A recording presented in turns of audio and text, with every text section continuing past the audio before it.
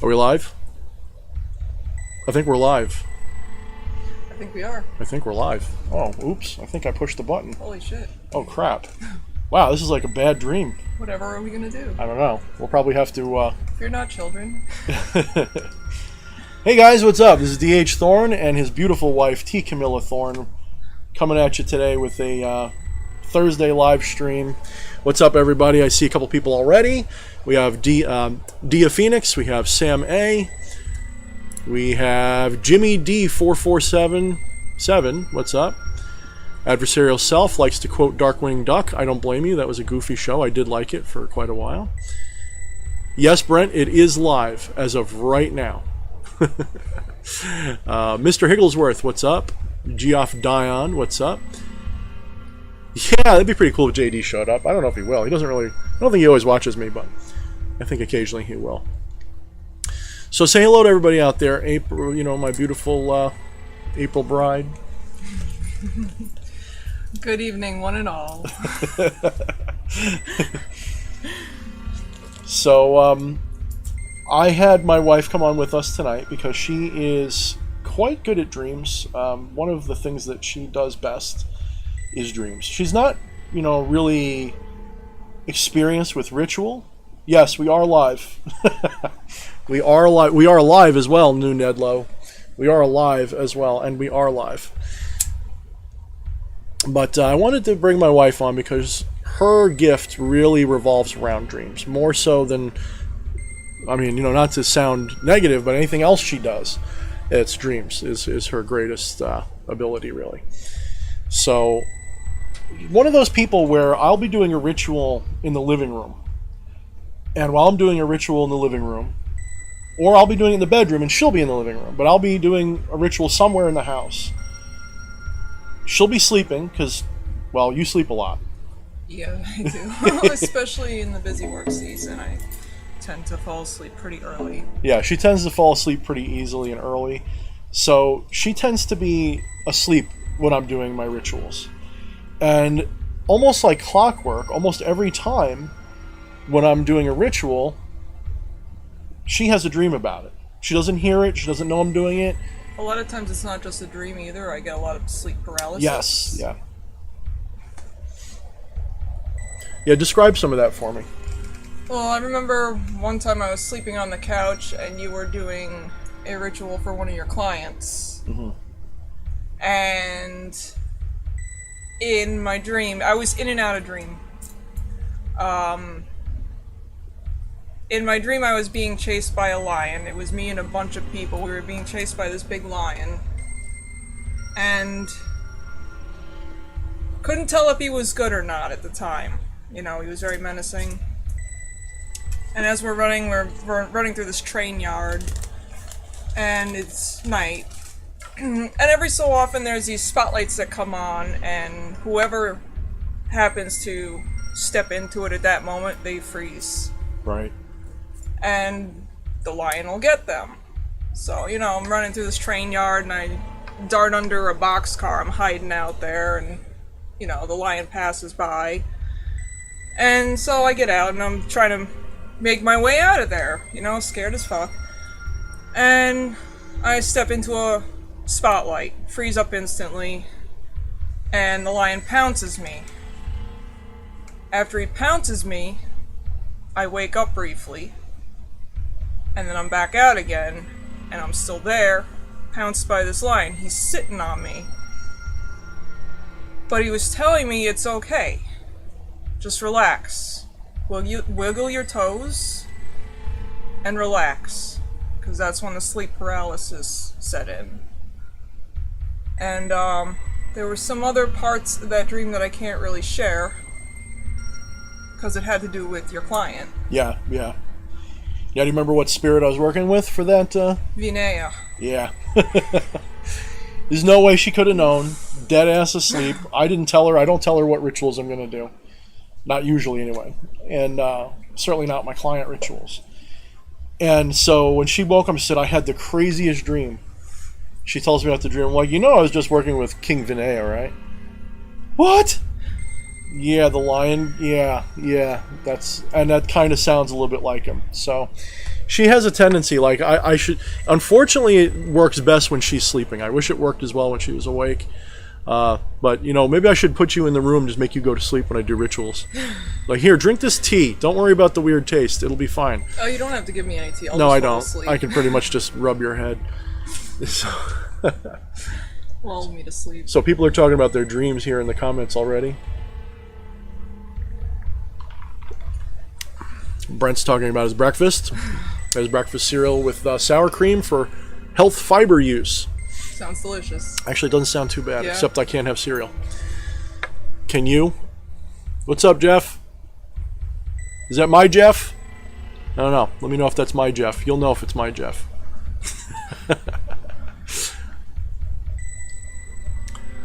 Zulok333 says, hello, I figured out the timeline thing, but now I'm stuck in this timeline. I do not like that much, and I recently had EA Coetting show up in one of my dreams. Interesting. Do you keep a journal about your dreams, or just a regular journal? Or any journals? What do you keep? Actually, you know, when I wake up, I write them down in the notepad on my phone. Mm-hmm. And then sometimes they go into my journal and sometimes I forget. But I have them all logged. For sure. Yeah. You know, we have a Discord server for us and our friends. It's a private Discord server. Otherwise, I'd invite you all. Maybe one day I'll set up another Discord server we can do with... Because when I started, it had like 10 people on it. It wasn't really working too good. But maybe at some point I will do another Discord server and just make it a Patreon thing or something for inner access or something. But we used to share dreams, and we still do. We have a special channel just for dreams there. And all kinds of weird dreams go in there. What was my last one? What was it? Let me see if I can find it. It was something retarded, wasn't it? No, it was actually pretty interesting. Let's see. Let's see. Yeah, you keep talking. I'll look it up. Yeah, it was about a communal bathroom. Yeah, you know, I dream about bathrooms way too much. Way too much. I dream about bathrooms all the time. It's usually because I got to pee in a dream. That happens a lot. Like, who here has ever had that happen? Like, you got to pee in your dream, and you got to pee so bad, and you wake up, it's because you got to pee. I know one time as a kid I had to pee so bad that I made me feel like I was flying for some reason. Go figure. I don't know. So let's see. I found it. It says, so I had a memorable dream for once. Now, when I was younger, I used to dream memorable dreams all the time. In fact, when she and I met, I used to dream a lot more.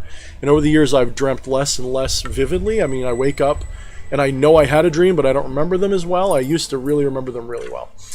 And, I'll shut up. What do we got?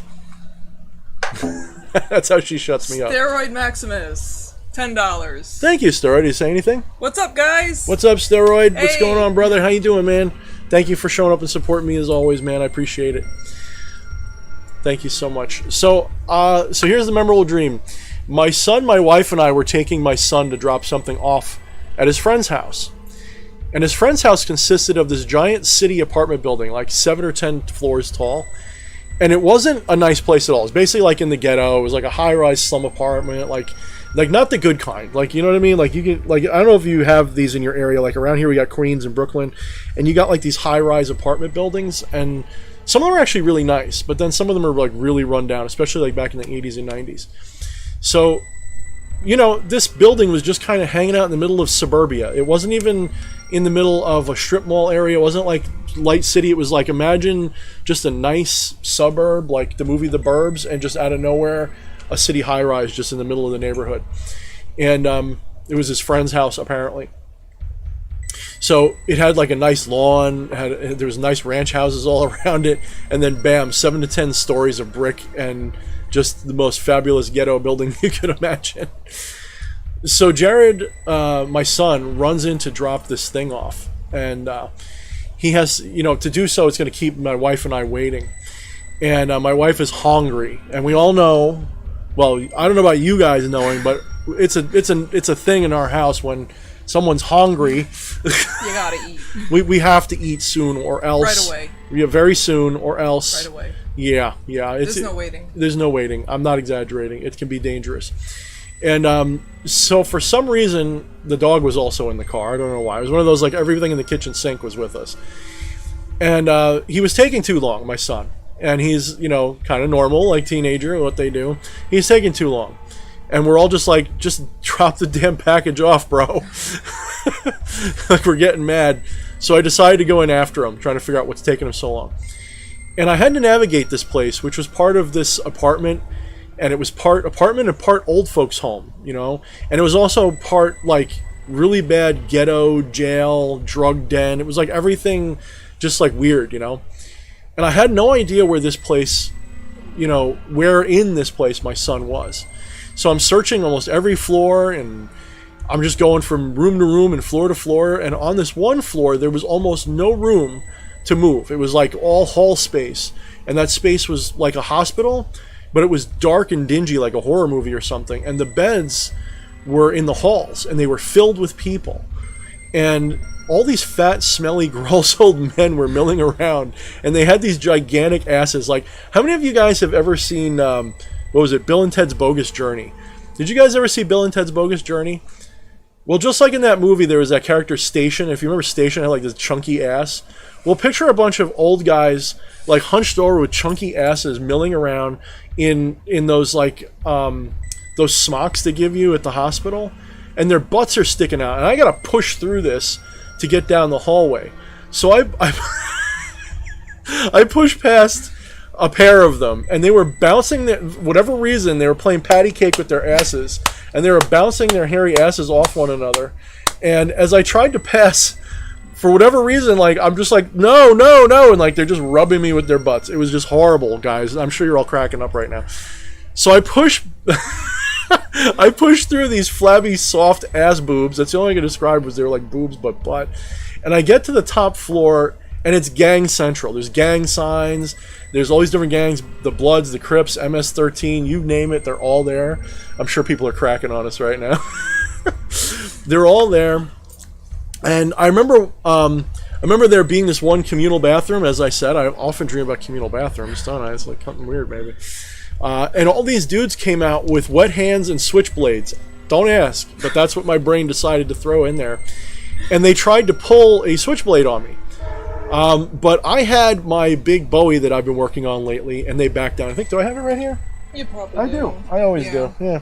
So I had this with me for some reason. Don't ask. It just came out of nowhere in my dream. That's what happens. I whip that thing out, and they get scared, and they basically back off. You know, and it's pretty much over with, like, right away. So they said that I was cool, and if I ever needed them to call their pagers. And I'm like, what is this, dream in the 90s? Like, what the heck? Who has pagers anymore? I'm thinking this in the dream. So my son was nowhere to be found, and I had no idea where he was. So I started to back down the stairs. I figured maybe I skipped the floor or something. And suddenly I remembered he must be on the second or third floor. So I went there. It was just about instant, of course, because dreams, you know, you don't have to walk necessarily. And I just kind of appeared on that floor. But I still couldn't find him. And so I decided to text him and tell him, you know, hey, you're in trouble. You know, your mom's hungry. So it was already like, I looked on my phone, it was almost 9 o'clock in my dream, 9 p.m., which for my wife is basically cutoff time. If she doesn't eat before then, it's just forget it. 7 o'clock. Nobody's going to eat for like the next week. She's not going to sleep. It's going to be, it's going to be great.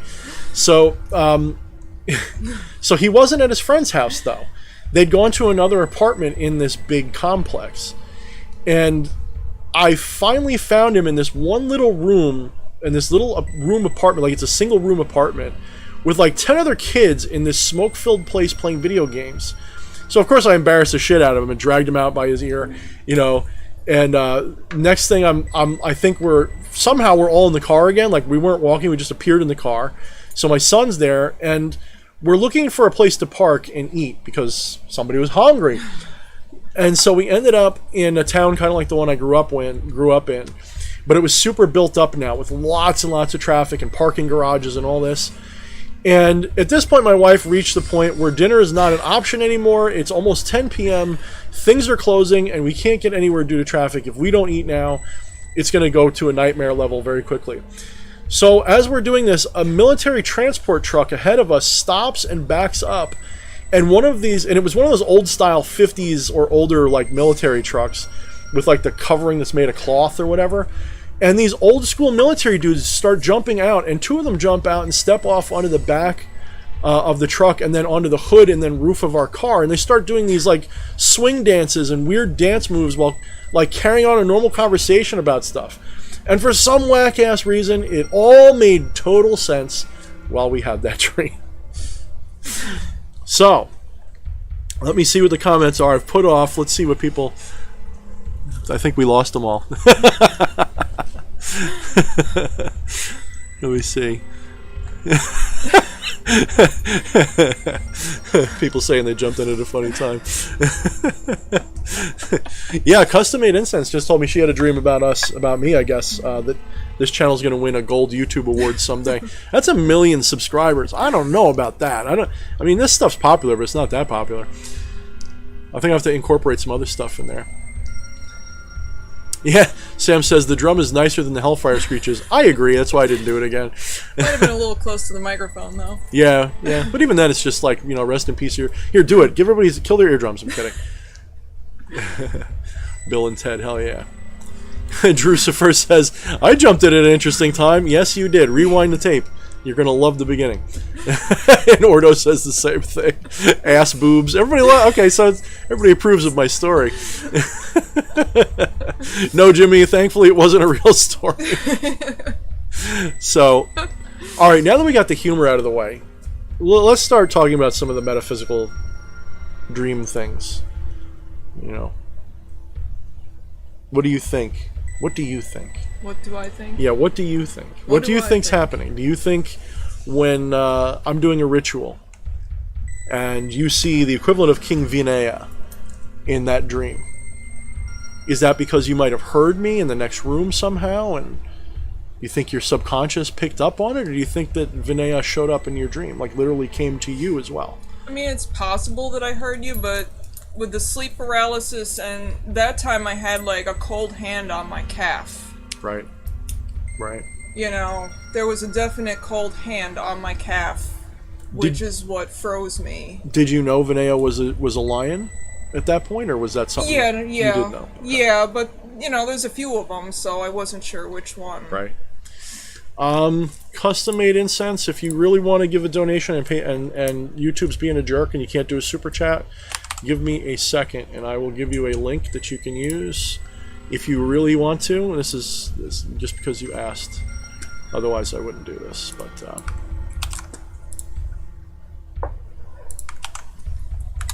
there you go. You can use that if you want.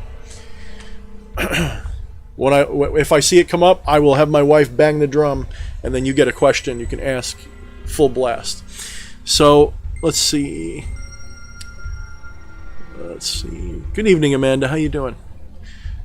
Someone says everyone's connected mentally. In a sense, I think that's true. I mean, we are all the same, stuff. We are all the same source, having a unique experience from unique perspectives, but we're all the same thing.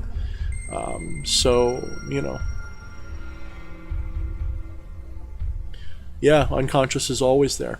Let me tell you a little secret about your reality a little bit. What you are not your thoughts. Most people who watch my channel know that, because I drill that every time we talk. And essentially what you are then it's not your thoughts, it's not the story about who you are, it's not the womb you came out of, it's not the body you're living in, it's not anything. What you are is a conscious experience, an experiencer. You are the experience and you're the experiencer. You're the dream and the dreamer. And the dreamer never sleeps in that sense. The dreamer never goes away. The experiencer of those dreams never goes away. That being is always alert, always aware. It's the all-seeing, ever-seeing eye. It is that eye of providence that never closes. That is what you are. Okay? You think you're like this little thing, but you're not. You are actually that all-seeing eye. That is what you are. And the elite in the world know this. They know they're the all-seeing eye. They know that they are the source in that sense. And so they use their skills to trick you into thinking about things in a way that they want you to think about, because they know that by convincing enough people, you can change the objective world into anything you want. You want to make the sky purple, you can make the sky purple. So we are all consciousness, and our minds, our mental faculties are connected in some way. they may not be connected exactly one-to-one. In other words, in the different multiverse, you know, your mind and someone else's mind might not really have much interaction. But ultimately, you're part of the same Indra's web of interconnecting reflections. And when you have a thought, it does change the universe. It can't help but change the universe. It just does. And Jung, of course, talks about the collective conscious and unconscious. And the collective conscious is more like what a society or a culture or even a planet thinks about certain issues. We all agree murder's wrong. We all agree that the sky is blue, even though we can't necessarily describe what blue looks like. So part of our collective consciousness is that fact. We all sort of can relate. That's what our collective consciousness is, our ability to relate. And that is the objective sphere. That is what objective reality is made out of. Your unconscious is the part of you that is receiving and interpreting, that is not talking. It's not thinking. It's not acting. It's more like the canvas upon which everything's happening. It is the still pond that is reflecting the sky. So that's my interpretation of some of what you said.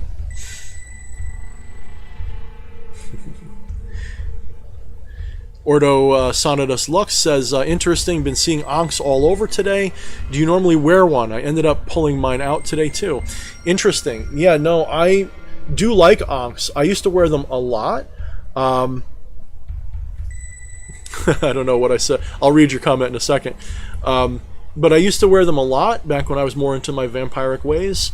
And as I'm starting to write my vampire book, I've started taking to wearing an Ankh again. So I ordered a nice one. This is from Luciferian Apotheca. And it's, what is it, the Nausicaa, what is it called? I don't know if it says on it. You can find it on there. Yeah, it doesn't say it on here. But it was kind of on the expensive side, but it feels like it's real pewter and high silver pewter, something like that. So it's decent. You know, it's nice quality. It feels good. It's heavy and it's big. And I'm a big guy, so when I wear a normal sized necklace, they often look too small. Or forget the neck part. Did you guys watch? Go to my wife's channel, Kamila's Random, and you'll see a video of me trying on a necklace that I got, and it's like a choker on me. It's pretty funny. So I had to change this. It actually came with a chain. I changed it to a cord.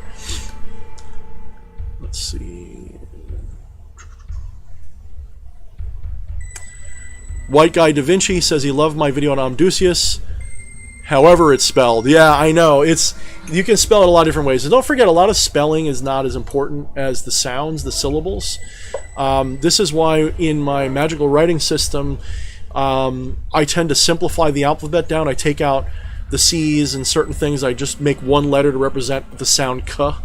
So anything that makes the sound K is that letter. And it simplifies things down a little bit. Jump in any time, by the way, honey, because I think you read in the comments. Yeah. Jeff says, my dreams are the reason I chose my path into the occult, or the occult chose me. I don't know. Yeah. Jeff, is that you, my mentoree? I'm not sure. I haven't seen you a little bit. I haven't seen you on one of my streams before, but I get a feeling it's you. You know, honestly, that's what happened with me. Yeah. Had a dream about Malthus. Yeah. And look at her like asserting feminine dominance. You see this?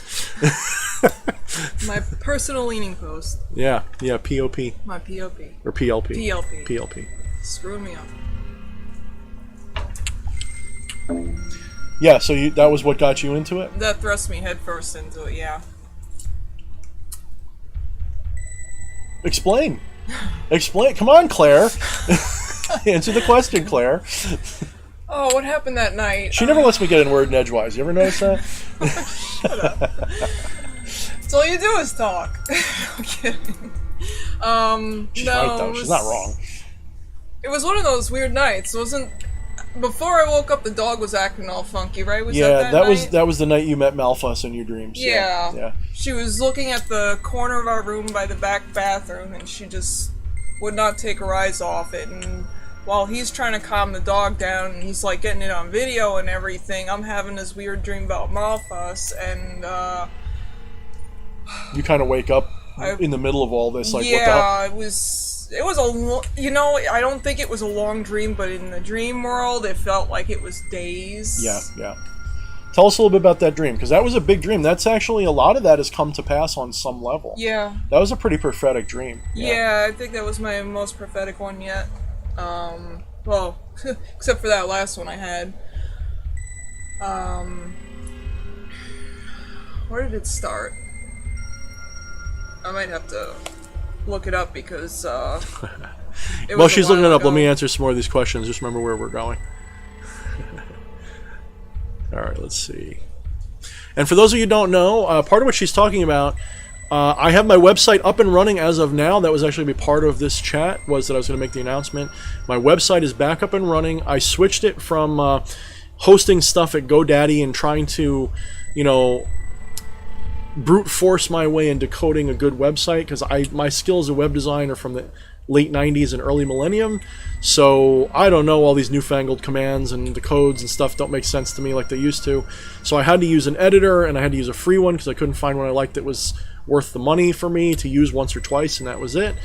And so it kind of sucked. And if you were on certain phones, it wasn't resizing properly to your screen. So as of today, if you go to www.mindtheshadows.com, you can now see my old blog now hosted at that address with some upgrades and some new content coming now regularly. In fact, if you go there, there's one page you gotta start on. It's the sitemap page. If you go there and you have a look around, you'll see all my old blog posts, and more are going to be coming this week. I'm going to try putting out, close to one a week at least, if I can, as best I can. And in addition to that, you'll see I have my services pages back up. So if you're interested in services, I'm now offering services again, more officially, more formally than I was in a long time. Primarily, I'm going to be focusing on consultations as usual, but also what I'm calling more affordable rites. Instead of $300-400 big time rituals where I spend days to prepare and it can take me a half hour to do a ritual, I'm now offering rites that are simpler, shorter. They're going to be like $50 for just the basic essentials that people might need and don't know how to do themselves, or want to see how I do them and want to get that video service for that. Everything will be done with video. It's not going to be just a photograph. I hate when people do that. I find that to be really kind of slimy and grimy. I can't stand when people charge you like $50, $100 for a ritual, and all you get is a picture in the mail, and for all you know, that picture was one they took 5 years ago and they're just sending it to you now, acting like it was a ritual they did. So there's going to be a live ritual personalized to your need. Of course, I still reserve the right to refuse, but I'm much more inclined to do that kind of ritual work with less intense consultation services, because it's at that point, you're taking it upon yourself to make use of that ritual video and the energy that I'm putting out there. It's not up to me. I'm kind of just, it's yours. So if you're interested in that, you could go to my website, www.mindtheshadows.com, and you can find it there. And I'm glad I can start sharing that website again, because I was really glad to get that domain. Well, it looks like my phone decided to delete that note. Oh no! Because I guess they only last for so long. Oh, that sucks. So I have a few that went missing. I know I wrote them down somewhere, but I'll try to paraphrase it as best I can. Yeah, give it your best shot. We were in the middle of a clearing in the woods, like a glade, and it was stone. There were stones all over, but there was one section in particular that was more raised like an altar, but it was natural, nobody made it like that. And God, it was so long ago now, I'm trying to remember how exactly this went. You were standing on the stone altar thing, and myself and a few other people were standing around it, and it was like this ritual going on, and God, it's so hard to remember how this went now. Something about there was a glass house that was going into a mirror, it was passing into a mirror. Yeah, that happened. There was a crow, a big human-sized crow, a little bit bigger than you, probably Right. 7 feet tall. He was standing behind you, and he wrapped his wings around you. And he had horns too, I think you said, right? Big, like, demon horns. It was like a crow. No. I remember you said it had, like, spirally horns, I could swear. No, that was something else. Or maybe I had them. No. Something. I remember horns very... I'll have to check my blog. I might even said... No, the horns was a different dream. You sure? Yeah. Well, I'll look it up. I think you might be I'm pretty certain that was a different dream. We're done. Well, anyway, he wraps his wings around you, and he has 2 goblets in front. They're floating.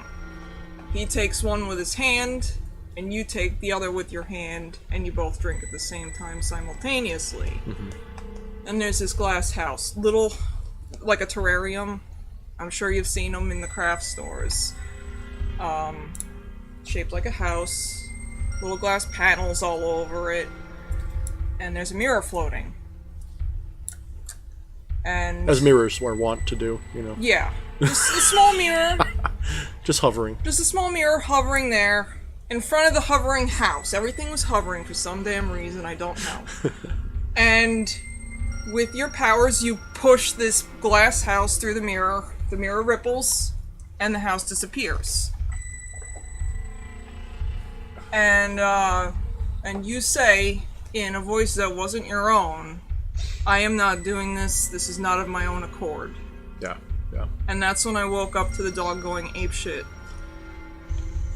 And, you know, just to clarify, you know, everyone's saying, oh my goodness, your dog saw a spirit. The irony here is that in this particular case, the dog was actually sick and we didn't know it. She had one of her glands in her butt. Like, I don't know if you guys have dogs, but sometimes dogs have gland problems in their ass. Like, they don't poop right or something, and so you have to... We call it getting her juiced. Like, we have to take her down and get her juiced occasionally. But occasionally they'll get swollen and sometimes they'll pop. And so she was in agony trying to go to the bathroom, I guess. And it's happened twice. It's happened twice in her life, so we don't worry. We don't usually worry about it because it doesn't happen that often. You know, once in a while we get her checked up, we get them checked those, and they say they're fine. So, but this time they got inflamed, and that's what she was upset about. She was trying to get off the bed.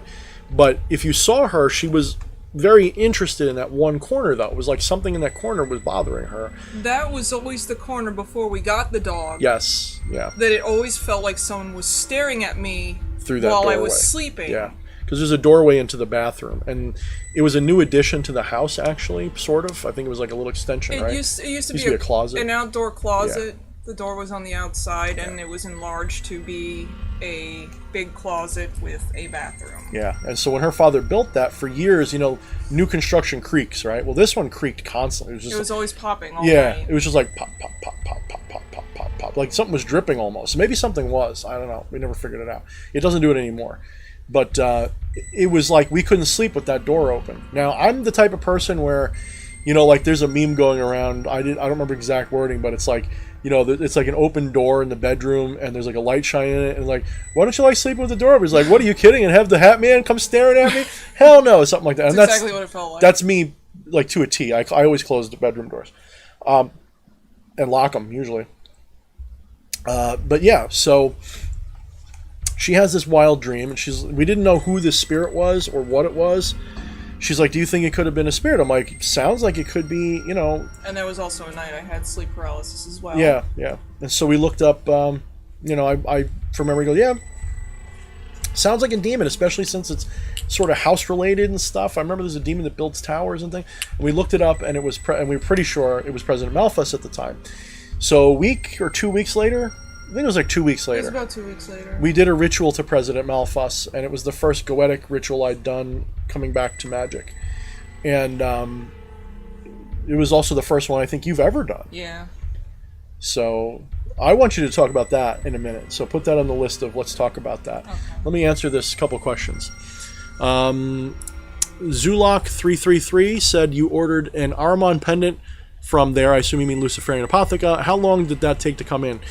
I don't work for them, but I will tell you that for whatever reason, Luciferian Apotheca has the longest shipping time of most places. Like they say on their website, it can take up to 2 weeks for them to ship something out even. And with COVID, it can take longer. Now, they say it's because a lot of the stuff is handmade, and I understand that, so I'm not really complaining or bitching. When I order something from Luciferian Apotheca, I just go, I'll get it someday. It'll be a surprise in the mail in like a month or so. I forgot I ordered this. Yeah, exactly. Actually, I ordered this Jormungandr pendant as well. Let me see if I can do this without dropping everything. I wore this on another recent stream. Those of you who saw that, you're in a special class of people. So this thing's badass. I like this a lot too, but I decided to wear my Ankh today. There, that's free advertising for you, Michael Ford. Give me a call. Seeking asks, did you charge your Ankh, and if so, how? Not yet, not really, I'm just wearing it. To be honest, you can charge objects in all kinds of ways. I mean, let me be clear to you, charging really depends on what you're going for. If you're thinking of you're charging it with energy, you can charge an object just by wearing it, sleeping with it under your pillow, putting it out in moonlight, sunlight if it's aligned with sun energy. Just watch out, it'll bleach things, so don't put natural stones necessarily out there unless they're already clear or white. Although sometimes even clear things will turn yellow in the sun, it'll do weird stuff. So be aware, you don't always want to stick things outside all the time. But there's a lot of basic ways to charge things. The next level up kind of is when you consecrate and ritually charge things. That's a different act. I don't always do that. To me, wearing something long enough or something having aged charges it with a lot of ambient energy. And so the most you might have to do is kind of change its resonance or clear it so that it's tuned to you. And something that's been in your... Like, for example, this staff. I got this staff long before I met my wife. I think I got this like the first time I went to the New York Ren Fair in Tuxedo, New York. And it was actually a full-length staff. It was like 6 feet tall. And I got it because, you know, what the heck, I liked it. And it wasn't dark brown like it is now. I stained it since then. But and this was much brighter. I guess it's brass. It had a different stone. It had a glass bead in it instead of an obsidian stone. And so over the years, you know, I had it. And I didn't really care about it. I didn't, you know, it was like something I bought on a whim. It was like $125. And that was that, you know. So then we got married. And when we got married, my mother needed a walking staff. And she's a short little thing. She's only like 5'10". And so I chopped it down so it would be more her height. So now it's like a perfect walking stick for me. Whoa, shutting up. What's up? Got another super chat. Super chat. All right, give me a super chat. My story was like a good story. This is from Adversarial Self, $10. Have either of you had a dream where you were not yourself, more specifically not human? Oh, absolutely. No. No? Me, No. yes. Oh, yeah. Not you? Everyone else was different, I was me. You've never had a dream where you were different? No. No. Not that I'm aware of. I've had so many dreams where I was something else that it's almost normal for me to not dream to be human. The ones I remember most were either something demonic, a werewolf, or a dragon. It was usually one of those three. And the werewolf was probably the most common. Sort of like a werewolf, like a little different, but like that. And I would wake up clawing at my bed. Like I'd wake up like, you know, like when dogs are doing like the thing? I'd wake up doing the same thing. One time I actually ripped my sheets when I was younger somehow. They were old sheets, but I somehow ripped my sheets with my bare hands in my sleep from pulling at them. And you, I think, had you ever seen me do that? Did you ever wake up with me growling or something? Not that I'm aware of. I've had multiple friends say... I sleep through everything. You do, though. Yeah, she could sleep through... if she can sleep through my snoring, she could sleep through anything. Like, my snoring is kind of like... Imagine a chainsaw factory. Unloading all of its chainsaws while they're running. With 1,000 jackhammers going with the jackhammers going at the same time into the back of a dump truck that's downshifting into a giant wood chipper. If you can picture all that sound, you got about a fraction of what my snoring normally sounds like, until maybe recently it's getting better. So I am a snoring god. I have put people out of the house because they were afraid to try to wake me up because anything that makes that sound is not human. He woke up my dad. I woke up her dad's deaf, like pretty deaf, and he snores too. And he snores too. Yeah. But yeah, so I'm quite frequently dreaming that I'm something else, and I've come to the conclusion that in some cases I am something else. You know, that when you're having those dreams, a lot of the time what's happening is that is your higher self, perhaps, I don't like to use the word possessing, but assuming the identity of a different animal or creature in the multiverse and in the astral. And when you wake up, you bring with you those memories, and those memories turn into dreams, and those dreams become something rational you can understand. You know, so like that dream I talked about earlier, was probably something going on in the astral, that the energies that we're talking about translated into goofy things in my memory, because it's just a more rational way to respond to things. You know, who knows what actually happened? That's the way I see it. It's kind of like if you've ever been in a car accident, you will remember things that maybe didn't happen, or you won't remember things that did. So in the same sense, your brain will play tricks on you, and when you bring things back into your conscious waking state, they're going to be a little different. And don't forget, I want to talk about that we've talked about this before on my streams, but the veil between the waking and the sleeping dream. But it's entirely possible that I was dreaming that I was some kind of a wild beast, that when I came back to this world, when my consciousness stepped back into this awareness, it rationalized that as a werewolf or a dragon, you know, for the ones where I'm flying and can breathe fire and stuff. Or a demon for the ones where I'm acting like a demon, you know, all kinds of cool stuff, really.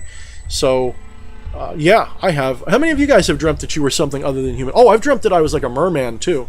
I can't tell you how many dreams I've had where I could breathe underwater. Those were some of my favorites. Okay.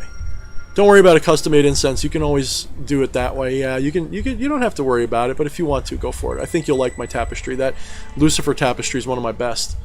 We also have coffee cups. Oh yeah, we got coffee cups. Product Thank you. placement. Yeah, product place. Yeah, well, buy my shit, guys. Haha. Thank you, honey. I love my cup. She does. She actually does love it, but I love coffee cups. I'm a collector of coffee. Yeah, that's not a joke. If I open up the cabinet, it's just all cups. Like most people have plates and others. Throw the glasses It's out. cups. It's all cups. Just give me a coffee cup. Jimmy D 4477. Any insight on seeing eyes in the fog with Egyptian writing on the wall behind the eyes? I would respond to that, man. I would respond to that like crazy. I wouldn't wait to have something else happen. That's, to me, that's a big, almost guaranteed connection of something. You know, who it is exactly is tough to say. Anubis comes to mind for some reason. I'm feeling this Anubis, pull, but that I never worked with Anubis, so I couldn't tell you. But it could be. It absolutely could be. I would definitely look into that if I were you. Yeah, Malthus. Well, William talks about, I find Malthus fascinating and mysterious. Malthus is probably my favorite non-king in the Goetia. Something about President Malthus. Maybe it's because it was our first Goetic spirit together. Maybe it's because he's very popular in like goth circles. Castlevania, right? If you play Castlevania games, most of them have a mini boss or some enemy that's called Malthus that you can fight, that's like a crow or a guy wearing a crow mask or something weird. So very cool spirit, very popular too.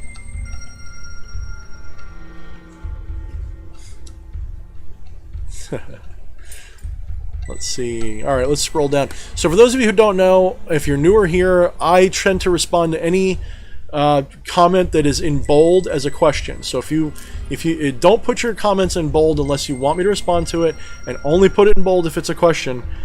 I don't necessarily want to read it unless it's really important or a question. So I always respond to those. You can also highlight my name, like you'll see Amanda did, some other people did. They highlight my name with the @ Thorne, or my favorite way, of course, is a super chat. And if you do a super chat, I will of course respond to that. Let's see. Custom Made Incense talked about a dream she had. She dreamt the moon cracked and fell. Yeah, that's pretty. I've had a lot of apocalypse dreams, guys. A lot of those. Yeah. Thank you, Brent. Thank you for going and investigating my business. You got to say it like in a what's his name, Bogey. Yeah, I went to your business, and I kept on walking.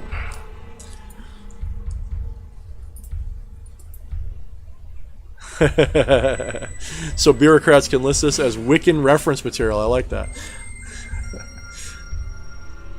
All right, let's see. Jeff says, I had a dream that I kept hearing police sirens to the point I woke me up, and then not even a minute later, at least 5 or 6 cruisers sped past our house. Yeah, I mean, there's always that question. Did you hear it in the distance and subconsciously respond, or was it predictive? We may never know, but that's the fun of it, isn't it?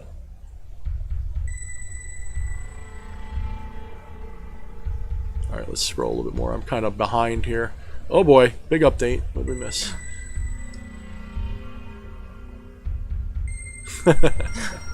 Oh, I don't know if I should answer that one. What's up, Tara? I see Tara showed up. Alright, have I ever invited a succubus to charge my bed while also charging my body? He wrote Incubus. He did, didn't he? Yes. Incubus. I just saw a bus and my brain went boobs. Have I ever? No, I have not. I have never really been into those kinds of spirits, although I have been told by Asmodee that there are succubi all over the place that are interested in the goings-on. But no, I have never intentionally invited anything like that. I'm not really into that. But it wouldn't necessarily be, incubus and succubus are vampiric beings, essentially, that can be very benevolent and beneficent, in fact, especially if your goal is more interesting, hanky-panky, whether it be self-induced or with a partner. But essentially, you can use these spirits. You can actually invoke them, like you said. You can invite them into you or into your bed, so to speak. And they can definitely influence and inspire the action going on there. Because they're going to be feeding off of the latent residual, because there's a lot of extra energy going on, and they're going to be partaking in that. And so you can invoke them and invite them. If you have a relationship with like one of the pimp spirits, so to speak, like Asmodee, he's kind of like a spiritual, and I say that as a joke, he laughs when I call him that. Little bit of a spiritual pimp, in that he has a lot of connections to, sex familiars. You can call upon him to provide you with them, and if you make a deal with him, you can have them be quite willing companions, even familiars if you want. So having a succubus or incubus companion is pretty exciting for some people. We should try it, honey. I don't think we need help in that department. And maybe we already did, and she doesn't know, and I'm just Totally maybe I'm just lying. All right, there's a question for me there. How about those candlestick holders? Perfect. Love them. You want to tell them where you got them, maybe, so we can maybe they'll be mad. Who was that? Who asked that? That was Tara. Oh, okay, Tara. What's up? Oh, there she is. Yeah, I put the link in my picture on Facebook. It was from Delamorte. Delamorte or Delamorte? Delamorte? Delamorte, I don't know. It's an Etsy store. Delamorte and Company. Yeah, it's an Etsy store. They do some really nice. They do some work. Really nice resin custom stuff. In fact, what was it? You were going to get me something for Father's Day. Yeah, I was going to get you the mug. There was a mug that I wanted. It was a mug. Yeah, I don't usually collect really cups, good. but this was an exception. It was bigger. It was almost beer stein sized. All right, let's see. How can you keep from falling into the abyss after you die? That's going to be a different episode. Oh, never mind. I think we're going to have to answer that now. Give me the drum. You got the drum. Okay, I'll have to try to answer that. All right. All right, let me get into character here because you're making me feel goofy. Goofball. I guess it partially depends on what your definition of the abyss is. To me, the abyss is the point of no return between what is known, what is unknown, and what is unknowable. So the abyss is sort of the unknown. It's the emptiness between what is and what is not. It is the edge of the void. It is the last stop of relatable reality before the void, essentially. And it is expressed in human experience as like a cliff with just blackness on the other side. And if you go into the abyss, it is so utterly black, you've got no sense of direction, no sense of anything. So when you're talking about the abyss, you could mean that. You could mean that. Or you could mean the oblivion abyss of death where you have no experience. Well, I can promise you something, just logically speaking. If death is abyssal, if death is nothingness, if death is non-experience, then you can't experience it, you'll never know it happened. So your consciousness, your conscious self, and your ego story will never be in the abyss. It cannot go in that abyss. In other words, you will always experience something. Even when you don't remember experiencing something, you experienced it. And my proof for that is very simple. How many of you have had dreams where you don't remember anything? How many of you have gone to bed and woken up the next day? You know time passed, but you have no idea what happened. And the only reason you know time passed sometimes is because the clock says so. Well, I can promise you that you had experiences during that time. But it wasn't imprinted on your biological memory, and biological memory is a little different from spiritual memory. Spiritual memory is the lessons that we don't need to think about. It's the things that we take with us that don't have physicality to them. It's kind of like when you were a little kid, your parents might have spanked you for something you did wrong. You might not remember the spanking, but you remember the lesson in some cases. In some cases, you remember nothing but the spanking, right? You forget the lesson, same thing, just in the other way around. So you can have experiences and not remember them. That doesn't mean that they didn't happen. So what would that oblivion of the afterlife be? Well, the oblivion of the afterlife is this assumption that the afterlife has to feel like physical life. That it has to feel the same thing as your waking dream. It has to feel the same thing as pinch me. Why do you think in dreams there's that little meme, that trope about pinching yourself? Because if you pinch yourself, it's going to hurt. In a dream, it's not going to really hurt. You're going to figure it out. You're going to go, oh, that doesn't hurt. What is that? I must be dreaming. Pinch me, I'm dreaming. The disembodied state is nothing more than a disembodied dream. It is essentially the same dream you have when you go to sleep at night, except when you return to your waking state, you bring with you those experiences, and they get imprinted into the biological body, and they turn into fantasy, into dream memory. And those memories have abstractions because your biological self can't understand what's going on the other side of the veil. Not the way you can while you're there. There's always going to be a little discrepancy, so it gets a little goofy that way. So when you pass away, when you're done, when your body's done, you're not going to be done. Your story might end. In fact, you might quickly forget the story because you're going to be off and running in a universe of possibilities. An experience is going to take on a whole new dimension. But it's not going to be as vivid as waking life because you're no longer embodied. It's going to be more like a dream. And you can dream and dream and dream and dream all night and only remember the briefest instant of that dream. You can only remember the last couple of seconds sometimes. So why do you think that you could dream and dream and dream in the afterlife and remember it all when you wake up in another life? Why do you think it ends? It doesn't end, guys.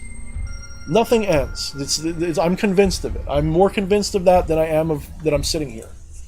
In fact, I'm going to be really surprised if when my body stops, if it all just goes black and I don't experience anything ever again. In fact, having an experience of blackness would be an experience, wouldn't it? Wouldn't it? So how do you avoid the experience of black abyss? How do you avoid that experience of nothingness? Create for yourself, believe for yourself, accept for yourself that there is more.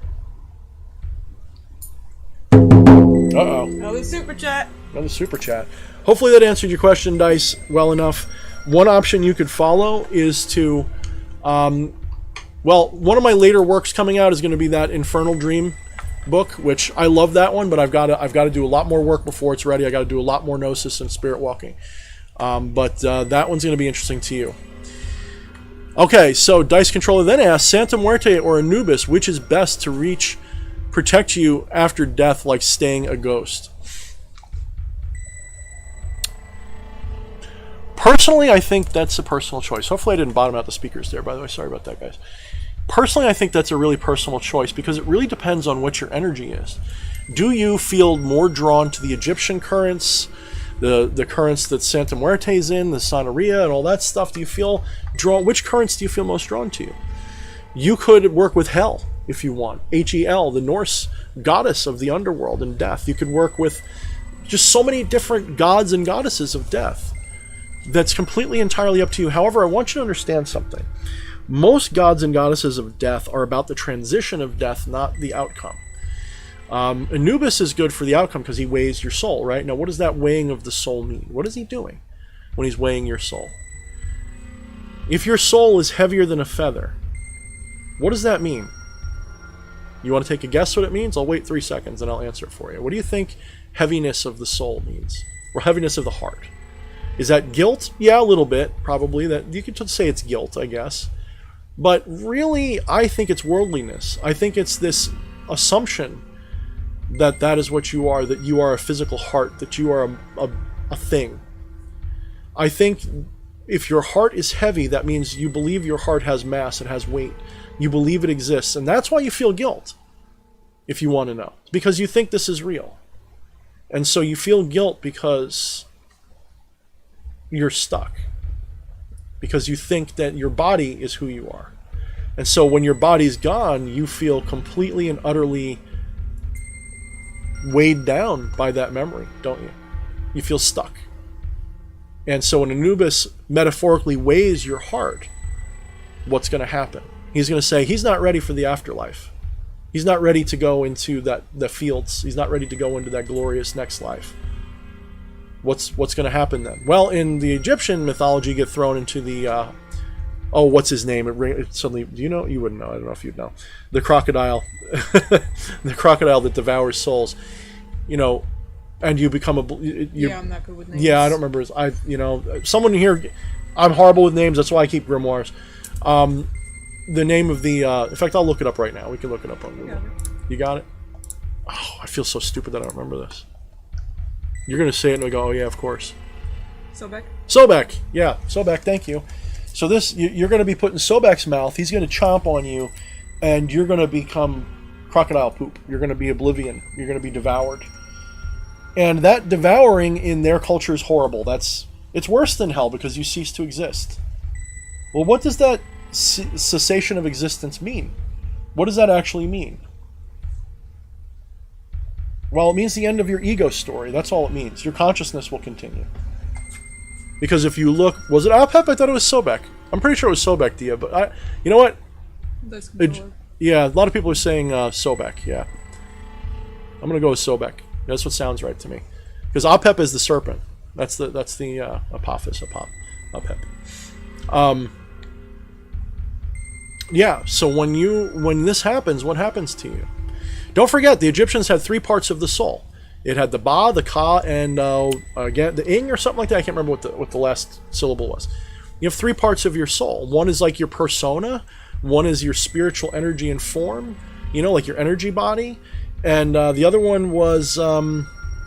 See, like I said, I'm not as knowledgeable about Egyptian lore, but it's you have 3 parts of your being, and those parts become separate when you pass on in their mythology. And it's not a bad schematic for ritual magic. It actually is quite good. I would agree with a lot of it. I would just use different words perhaps for some of it, different inflections, if you will. Yeah, Tara, a big part of what has to go away is the guilt. That is a big part of it. How would I work with Apophis? I don't know, because I'm not into that current. Me personally, I would work with Apophis like I work with any spirit. I would try to do research on the themes, the energies, the history a little bit of that spirit without going overboard. And then I would just do a spirit in the same general specific way that I usually do. I would sit in meditation. I'd use my altar top, the Trinity of Self, and I would use symbology that represented that spirit, and I would hope I make a connection. And if I do, I'd follow instructions for next time. Maybe they would want me to use hieroglyphics or something. I don't know. I mean, it's tough to say. Some of the people saying no, it's Amit. See, guys, that's why don't ask me too much about Egyptian mythology. That's something I'm very novice about. So please don't judge me here. Sobek is a crocodile-headed god, and some people are saying Amit. I don't know. Like I said, I don't know. Apep is chaos. Amit. Yeah, well, just look it up, guys. Whichever one it is, that's what I'm talking about. But I know the story. I don't remember the name. So I didn't look into the lore or anything. I just looked up crocodile god. Yeah. So hopefully that answers your question pretty good. Hopefully that gets you there.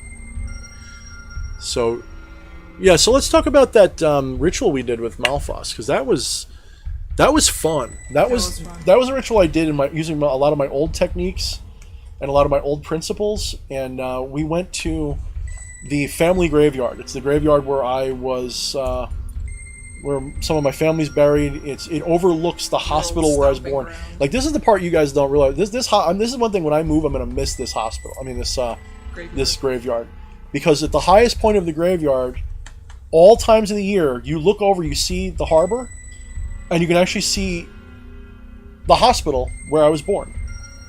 So if I'm buried in the right spot in that graveyard, I could have my death and my birth in sight of one another. I think that's pretty twisted and sick. I love it. Yeah, so people are saying it's Amit now. Whichever it is, guys, just remember it's the crocodile spirit. That's what I would go with. That's all. That's the only part that I swear to know, not the name. Yeah, so this graveyard, this cemetery, was really special to me. And I used to do rituals there all the time. Shadows were always visiting me there. This is where we saw a lot of them. And there was a space in the back we used to call Ground Zero.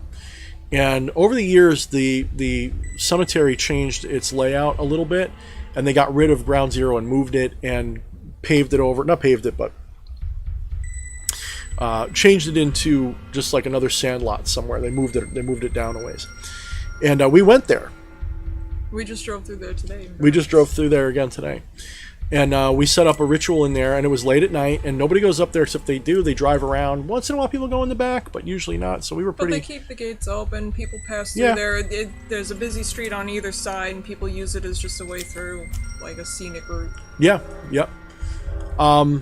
Yeah, some of you guys I'm reading, you guys know a lot more about the Egyptian mythology than I do. So dice roller or dice controller, stick to those people if you want the facts. I'm just telling you my intuitive understanding of them. So somewhere between the two spectrums, you'll find your beliefs. So you just go right ahead and explore it.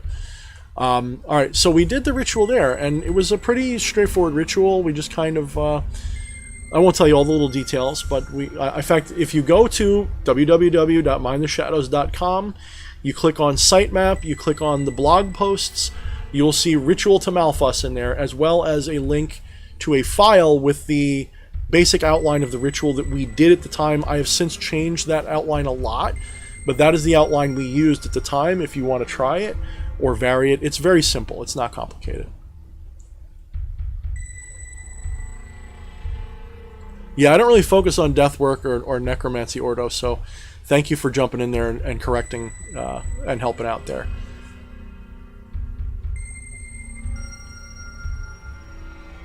Rules, precautions for acquiring graveyard dirt. That's a good question. Yeah, that is a good question. Respect. Yeah, respect is the big one. Respect is the big one. You know, when you do take the dirt, make sure you thank whose grave it is. Yeah, ask for that permission first if you don't want it to be potentially profane. Let me give you a couple of little points too. Silence and all that. Let me give you a couple little points too. When you, depending upon your intention for that grave soil, you may want to do it in the most profane way imaginable. There are people who have gone to the graveyard I'm talking about, dug up people to get their bones, to get the grave earth around the coffin. It's well known that that's happened in the last 10, 15 years. It wasn't me. I can prove it wasn't me. So there are definitely, you know, I'm not judging you. If you go into a cemetery and you aggressively take the grave earth from on top of a fresh grave, spit on it and say, I'm going to use this to curse everyone I use it on. And I'm going to take that energy of your anger at what I'm doing, blah, blah, blah, blah, blah. You're committing the most profane, heinous thing to some people that you can do. And some people would say, don't you ever do that. You're cursing yourself. You're destroying yourself, etc. But some people, either through skill, knowledge, protection from spirits, whatever reason or excuse they have, can transmute that energy and push it into a curse or dark working instead. Kind of like, here comes the anger of that spirit. Well, now I'm going to channel that through this ritual and through this grave soil. Will it have a cost? Don't know. So far, I've been fine. Will it have a cost? Maybe someday. My wife, when we did it the last time, she did it very respectfully. And we spent some time figuring out the proper grave that would be okay. We felt our way around several of the newer graves, and we found the one that was the most loved and cared for. And we were after it for just the power of grave soil, period. You know, it's necromantic, and you know, it's just general spiritual energy. And she was new to this, and so I had her collect it. And I had her, I don't remember exactly what you did, but I had you put your hand on the grave and commune with the spirit that was there and say a little prayer to that spirit, take that energy. And when you felt it was okay, I think I even said, don't you dare unless you feel it's okay. If you feel it's okay, you can take the earth. Otherwise, don't touch it. And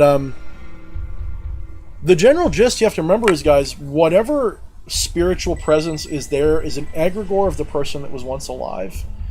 There's a chance that their consciousness is still animating it because they may not have yet have realized that they're dead, or they may have realized they're dead and they just want to stick around, or so their conscious may still be in that egregore. But it's also possible that egregore has nothing in it alive anymore. It's literally a computer program of sorts. It's almost a servitor. It's become alive on its own. It has its own mind at that point. It is an egregore of itself, with no conscious experiencer behind it anymore. In fact, it doesn't exist unless or until someone thinks of it. You know, what I'm trying to get at here is, if there's something that's been dead for a long enough time that nobody remembers it, there's no spiritual energy left to it. In other words, there's no egregore left. This is why you can walk around in the forest on top of all kinds of dead bodies, humans included, by the way, because humans have set foot on almost every inch of earth that exists. Probably every single inch of earth that exists. They've died in most of the earth around you. I'm sure if you dug deep enough and had the right tools, on most, 100 by 100 yard plots, you'd find at least one dead human skeleton somewhere. Or something that was, probably, a good chance. Maybe not 100%, but a very good chance. You wouldn't have to just do it where the towns and villages were. People have been around here for a long time dying. So by using that soil to farm, to pee on that soil, to do all those things, how can you argue that that's somehow bad? So what you're really talking about is sanctified remains, is what you're talking about when you're talking about grave soil. Sanctified remains are protected by the sanctification process, whether that be the spirits that are invoked, the emotional and loving energy of the people who cared about that person, the memory of that person. And if you forget long enough about the egregore that is formed out of that, it will fade away. It will disappear and it won't matter anymore. So, anytime there's a monument or a gravestone, that egregore still probably exists in some form. Even if all people remember is its name, there's still something there that can potentially interact with you. If it is forgotten completely, chances of resurrecting that egregore, or finding it, or having it exist, I don't know. I don't think I could do it anyway. Maybe some people could. I don't think I could do it. I don't think that's in my wheelhouse. Should we get back on topic about... No. What was the topic? The Malthus ritual we did in the graveyard. You spit it out. You tell them the story. You're better at telling stories. We live on Long Island, so I'm going to get into my Long Island accent for a little while. I'm going to, forget about it. We're going to fuck you fucking thing. Boop, boop, sister's ass, motherfucker. So we went into this ritual place, right? It's in the top of a graveyard. And this one right here, she's quiet, she don't know what to say. I'm like, here, take this. And so she's reading the ritual and with me, right? I think you were holding the book for me. So I was doing the main operation. And we started working with the spirit, and the biggest thing was to establish a connection, to know that we had made contact. And this was my wife's first time doing this. And she didn't know what to expect. And I'm like, it could be big, it could be small. It could be a clap of thunder, it could be a subtle little chirp in the woods from a bird that shouldn't be out in the nighttime. It could be all kinds of stuff, a sudden wind, a feeling of an ant crawling up your neck, any kind of weird, out of the ordinary experience. Try to be open to. And we asked if the spirit was there, right? We asked for a sign. And it wasn't long, and what happened? There was a thump in the woods, There was right? a thump, yeah. Yeah, like a suddenly a branch fell. Now that happens, And right? It's the woods. There was a mourning dove. Oh, there was a mourning dove. Yeah, that's true. Cuckooing. Yeah. So keep that all in mind, guys. You know, that's how this works. So we had that experience, and that was the spirit that I first asked for help with a book. And I asked President Malthus to help me write a book of magic that would make me remembered, we'll say, that'll put me on the map and make me an established occultist. And Become the Maelstrom came, what was it, 10 months later, 6 months later? No, it was about 5 months later, actually. Yeah, so it answered that question like right away. Sam says, what if you know the person in the grave you're taking from? Definitely do it a little differently. Have respect, unless you just hate them. You know, I mean, that's possible. You might have better luck because they know you. If you can connect to that egregore, hopefully your memory. Yeah, mourning dove at night. Exactly, Tara. If you remember their memory with enough reverence and love and respect, the chances of them interacting with you with reverence, love, and respect is much higher. So this is why grave soil has so much possibilities what you can use it for. I mean, you can use it for baneful, for positive, for all kinds of stuff. It's a great material. In fact, if you are listening to my stream and you don't have a mason jar with at least 1 or 2 scoops of grave soil in it sitting on your shelf, what are you doing with your magical life? You need to have some, in my opinion, period. It's one of the most potent symbolic materials you can get. But I don't mean just crossing the fence into the graveyard and taking that dirt. I mean, with the exception of a church graveyard that's consecrated, go to a freshly dug grave the best you can. I actually have joked around with this one back when Belle Delphine was selling her freaking bathwater. I joked around with this one saying... With this one. I'm this one now. When I meet my inevitable demise, and I know I'm going to be going first, because you just know these things sometimes. Yeah, right. Well, She's anyway. 6 years younger than me, guys. Well, anyway, I told him... I robbed the Starbucks. Go ahead, sell my grave dirt, $20 a pop. Well, we got to make you famous first.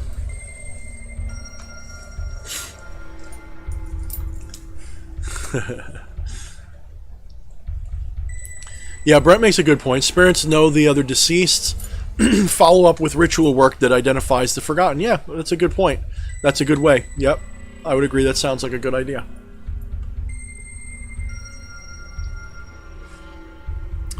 Seeing live owls at my new job at home. Skeletons everywhere. What deity could it be? I mean, you could just research it online and just look up owl spirits and gods and goddesses that are known to have owl companions. You know, Lilith is very strongly identified with owls. In fact, I've identified that President Stolas is actually a companion of Lilith. And that was a shock to me, because sometimes I forget that they can have connections with each other. And Amdusius seems to be very connected to Lilith as well for some reason. Lilith and Selene, for that matter. But you know, Stolas is absolutely connected to Lilith, in my opinion. You can double check on that if you're not sure. See what they say to you. But Stolas, you know, if you're seeing owls, you might be seeing Stolas. Stolas, however, isn't really known for death current stuff. He's more herbs and rocks and stones. But you know, symbols are symbols. Maybe it's not a symbol of the death current. Maybe the skeletons mean something else to you. You've got to figure this stuff out all for yourself. You've got to.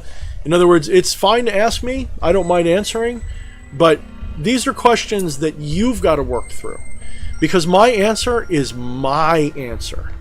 It's always what I would think it is, and that is like 8/10 of Gnosis. You know, for me, that's a message from Lilith and Stolas. But does that mean that's who it was for you? No, it might not have been.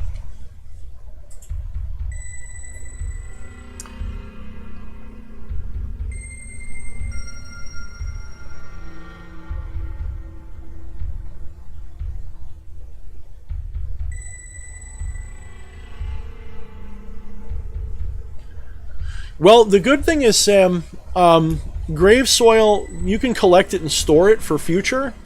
In fact, when we did that, I had some intentions for it, but no immediate intentions. In other words, I'm like, well, I'm going to use this mostly for baneful work. That's what it's for. And so I offered it to Osmodei specifically at the time. And I had put it on my altar, and I took my ritual dagger, and I bloodied it, and I made it, profane, and I stabbed it into the grave soil, and I lit incense, and I offered it to Osmodei. And on a whim, I felt the urge to, take a few pictures of the altar, Thorne, take a few pictures.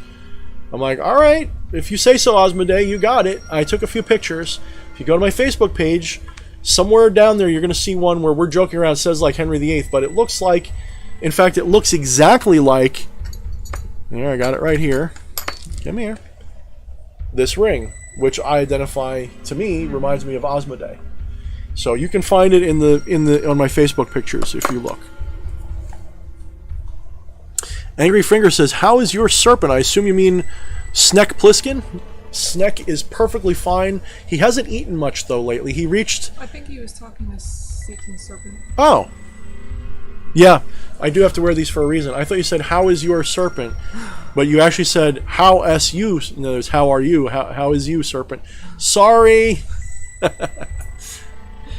Thank you, honey. It's okay. Make me feel stupid. Okay. I'm dumb. I'm so dumb. Alright.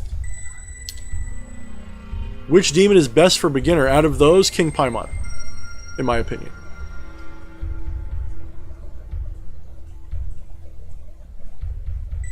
King Paimon is very jovial and friendly. He is very inquisitive, though. He does have certain traits that can be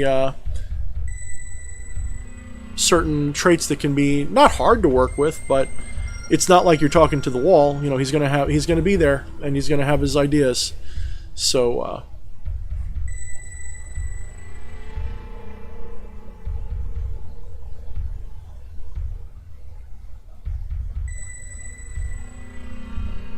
Now talk about your serpent. You got it, honey. Go get him. You want to go get him? We haven't had him on the live feed in a long time. Can you? Is it too much? We haven't had him out in a while. Knock the drum around. All right, guys. I'm going to show you guys what happened to my snake. How much he's grown. I haven't had him out in forever. I have had him out, but I haven't had him on camera in forever. Yeah. He hit the 1,000-gram mark. And at that point, his eating habits changed. He was eating like a freaking lawnmower, like just couldn't wait to run over a rat. And now it's like getting him to eat is becoming a problem. So, of course, we're in the middle of COVID, so I can't take him down to get him checked as much. So I'm going to get him checked at some point. But judging by how he looks, he hasn't really lost any weight. And my scales, last time I weighed him, yeah, he's still about the same weight.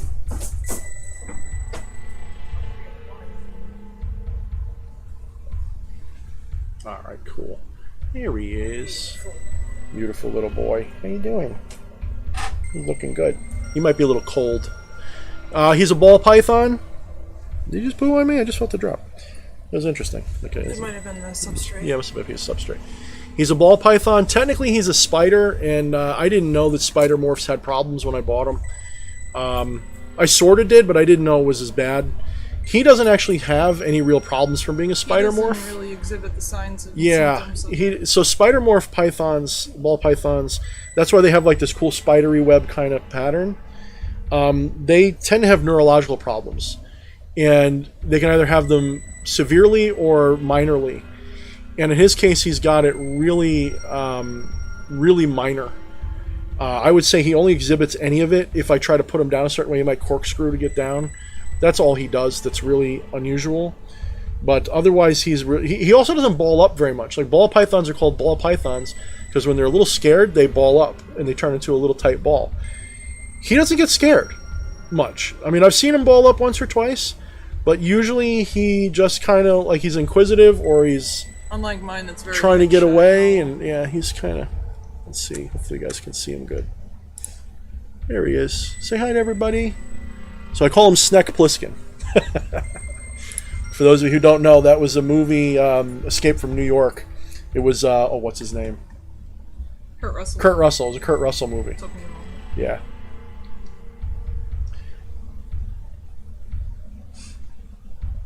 Yeah. And of course, having snakes as an occultist is a great thing, guys. They're one of the best, best pets for an occultist besides cats and stuff. Especially since you could use their skin. Their skin is really useful. I haven't really need to use any, but their skin is. Yeah, we always have a little bit. In fact, next time I collect some, I got to put it in my my collection. He hasn't shed much lately. It's been a while since he shed. Probably because he hasn't eaten much. He's slowed down on growing, too. Yeah, he hasn't grown. I think this is about as big as he's going to get, for those who might be curious. Regina says, she likes my intro. What's up? Thank you. That was because of my beautiful wife, assistant wifey do.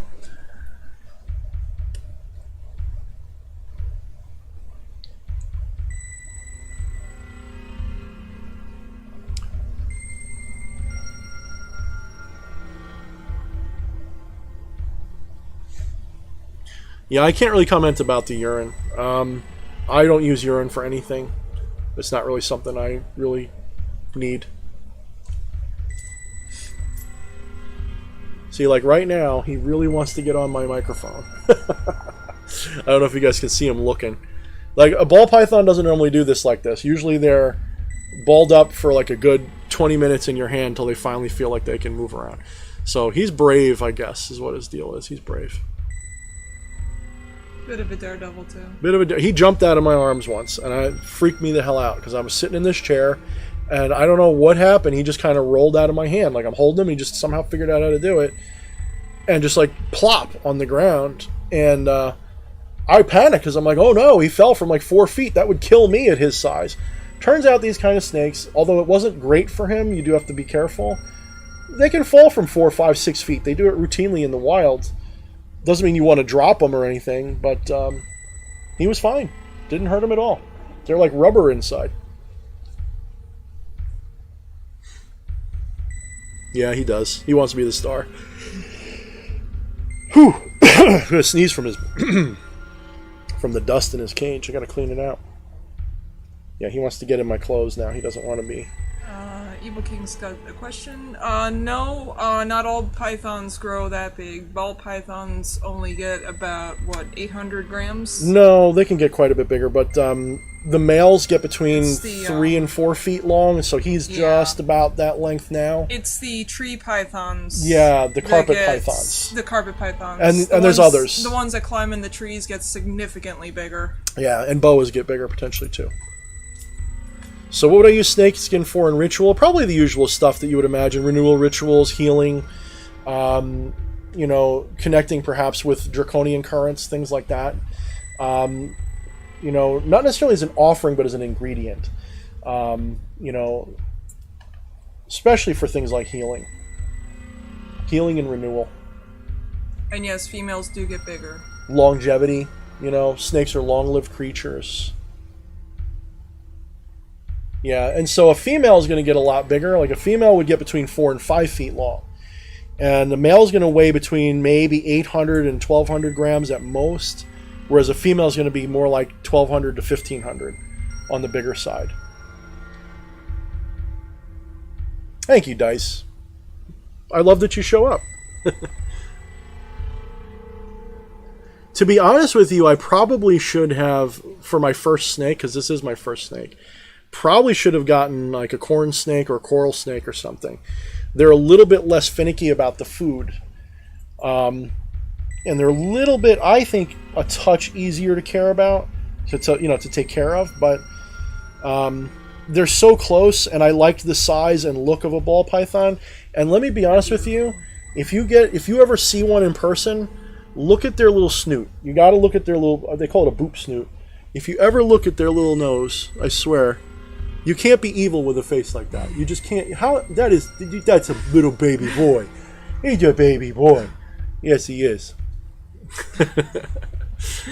I know. I'm showing my soft side.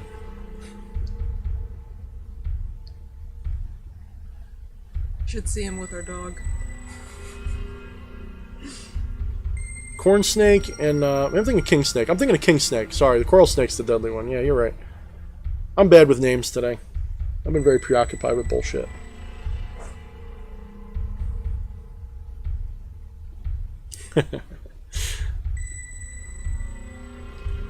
So, what do you think, honey? Is there anything else you want to talk about with dreams, or should we start looking into wrapping up with questions? And because we've already been going for an hour and a half. We didn't really talk as much about dreams, though. So go ahead. You know, start talking. Well, like with the Malthus dream that I had. Remember, we went to the local antique store in search of a mirror for you. Oh, true. And that wasn't really dream oriented, was it? A little bit. I don't remember that being dream oriented. A little bit, because there was something about the dream. It made me feel like I need to get a mirror. And remember, I found the one that was... Oh, that's right. Yeah. Pretty much exactly... Like, this is an odd-shaped mirror. It's a Sirocco. Yeah. The one I found... It's a cool mirror. I like the shape of your mirror. The one I found at the antique store. They quoted me at... The lady was out of the store at the time. And I said, I need that mirror. That's the exact one I need. And, I think she quoted me at $60 for it. And the owner was out of the store at the time. And it was hard to get down. So she said, you know, just wait a few minutes, the owner will be back, and we'll get that mirror down for you, and we'll sell it, and blah, blah, blah. Yeah, we got big discount that day. And it was really like $120, $180, and I got it for $60, so it's like, yeah, that's the one that's meant to be, and the same thing happened with his. Good night, Steroid. Thanks for coming, brother. Message me anytime you got a question for you and your daughter, brother. I care a lot. You know, you're always supportive of me, and I appreciate you, man. Have a great night. So it was, felt pretty, like that was something. Oh, that's the other thing. A lot of people would use serpent skin for sex-oriented rituals. That is a possibility. That's not really where my personal symbolism for snake skin is oriented, but that is a possibility. Serpents are very sensual feeling creatures. Anybody who thinks a snake is slimy, oily, gross, I guarantee you, if you ever handle a snake and you're not a chicken shit, they feel awesome. Like they like massage your hands as they slither around. It's great. Like you don't feel gross. In fact, the only thing I feel bad about is I sometimes have claws. Like I have longer nails than I should, and sometimes like he backs into me just right, and I feel like I'm gonna rip one of his scales off by accident because I got those hard scales. I don't know. Should I talk about that other one I had more recently? Which one? The one, how to put it without spoiling it. The one I had before you made contact with someone. Yeah, well, I told him about that dream. Oh, you did? Yeah, I told him about that dream. I think someone else in the chat told me almost the exact same dream, so you might want to. Was that before you made contact, or was that after? That was before. That was before? Or right after. It was like right around the time. Okay. I think it was before, though. I think it was before. It's hard to remember. It's hard to remember. Well, no, I think it was after. I think it was after. Yeah, I think it was after. Now I'm thinking about it. Because you didn't tell me much about anything. No, I just said... that you emailed them. Yeah. Well, I had a dream one night, and it was long and convoluted. It had to do with work, originally, and going home, and, you know, trying to make it home without people finding out where I'm going because I'm secretive, and my personal life is my personal life, and there's a lot that's not known about it, you know, with certain people, and it was at night I was coming home, and long story short, I finally get home, and we live in this, there's two identical buildings, one next to the other, long dark alleyway in between. It's like a 3-story building, and in the one building, right at the corner, is his office. It's in the alleyway. Our living quarters are in the building across the way. So I get there, and I was gonna go in and talk to him before I headed home, and I see a figure dart across the street, heading towards where I am. So I head around the corner thinking it's someone that's looking for me that I don't want to confront. They walk in the front door of his business, and it's more like one of those old-timey private eye kind of looking things, you know, with the neon sign and all that. And you hear the ding-dong as he walks in the door. I'm like, alright, you know what? I'll talk to him later, I'll just go home. To get home, I go up the ladder to the rooftop. It's our little hangout, that's where we, like, kind of unwind for the day. It's got, like, a little couch and all sorts of fun shit up there, so I'm just hanging out. And for some reason I'm smoking a cigarette. I don't smoke. So I'm kind of chilling out after work, trying to just rid myself of the day. And I hear two voices coming my way. They're coming up the ladder. And they're talking big, you know, about things going on. And essentially it was how they want to work together on a project, but he doesn't want to move. And he doesn't want to move house, is what the terms were. He doesn't want to move house. He wants to stay put where he is. He's happy where he is. And, essentially, it's really hard to describe for some reason. This other character in my dream agrees. And he says, you know, I just want to be friends. You know, if we work together, we work together. I just want to be friends too. I like you as you are. I don't want to change that. I don't want to endanger losing a friendship or, you know, whatever, that kind of thing. And, I woke up at this point and I told him all about it, and he said, you know, that's exactly pretty much what I wrote in my email. Yeah. Yeah. To this guy in real life. To this guy in real life. And it's all coming to pass in a lot of ways, yeah. Yeah.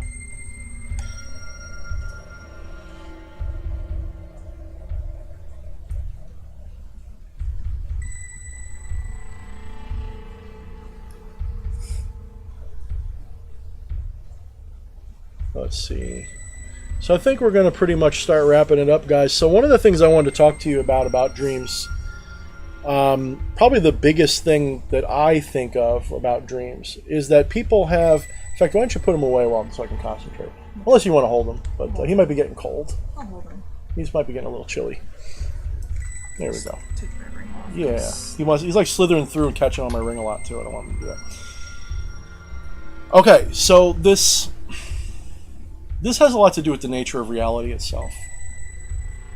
In Become the Maelstrom, in the very first chapter, Foundation, Non-Duality, I talk about, very briefly, because it's kind of poetic how I put it. I don't try to prove or disprove anything. I'm just telling you what I see, how I understand it, in a very poetic, spiritual way. And I'm telling you that you are the source, right? That's essentially what I'm telling you.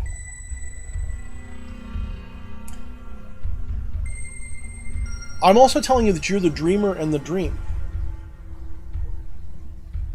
In fact, those of you who have become the Maelstrom,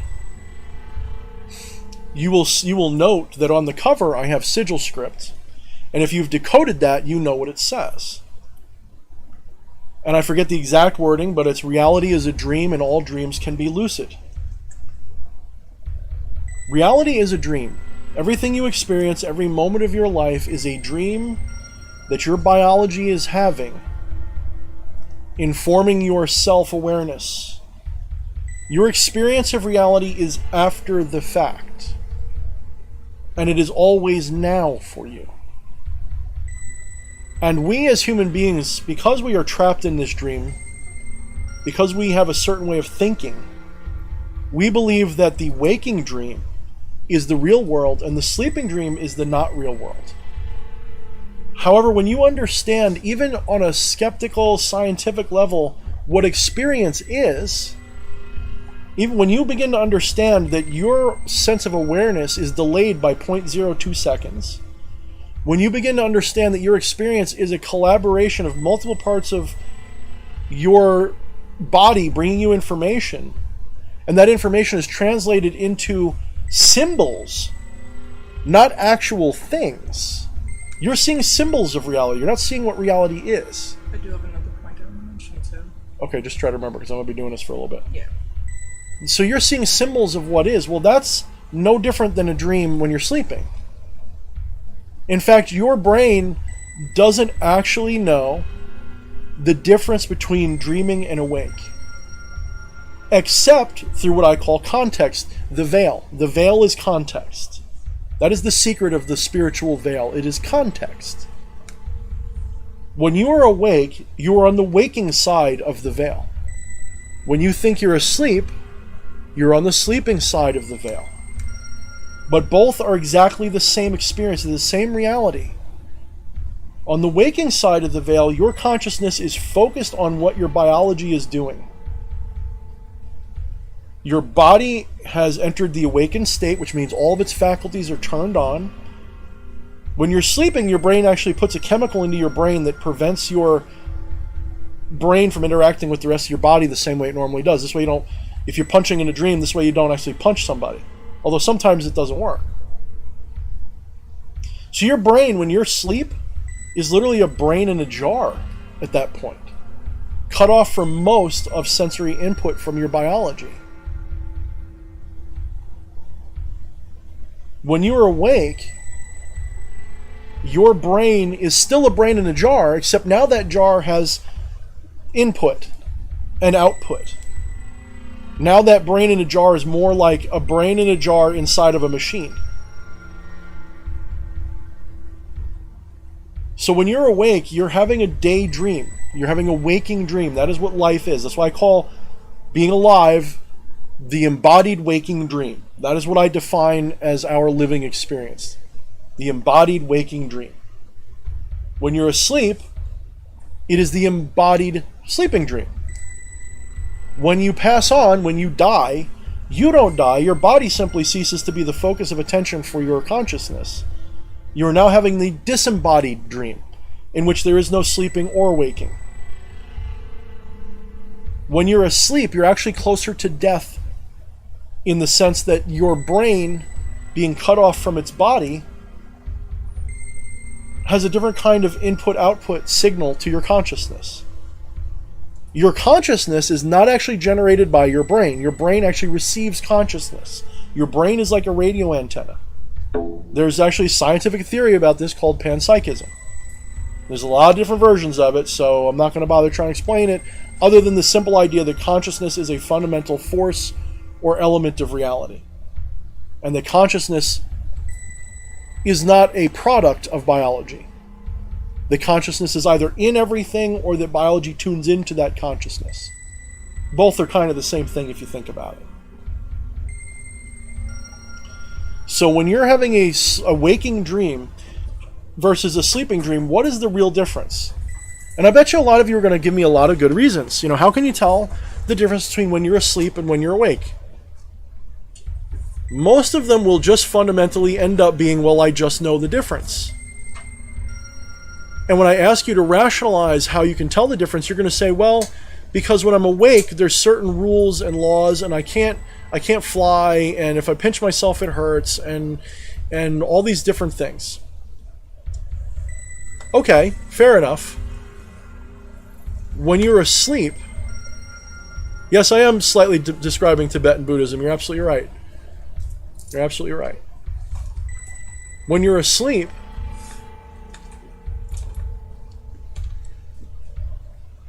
you think that that makes sense too. So when you're awake, life makes sense. You know that if I take this cup and I hold it like this, and if I drop it, it's going to fall and the water's going to go everywhere, blow my computer up. That's going to be horrible. I also know that if I do this, I quench my thirst and I can talk a little longer. So there's rules on this side of the veil. Well, does that mean that there's no rules on the other side of the veil? Does that mean there's no rules in the sleeping side of the veil? Of course there's rules. It's just those rules are different. And those rules are much more subjective, and they're much more situational. On the sleeping side of the dream, your dreams have rules, and you know they do. You know how you know that they do? Because they still emulate and mimic the real world that you know in the day side. Something about you requires rules and limitations and laws. It requires limitations. It requires a canvas to exist.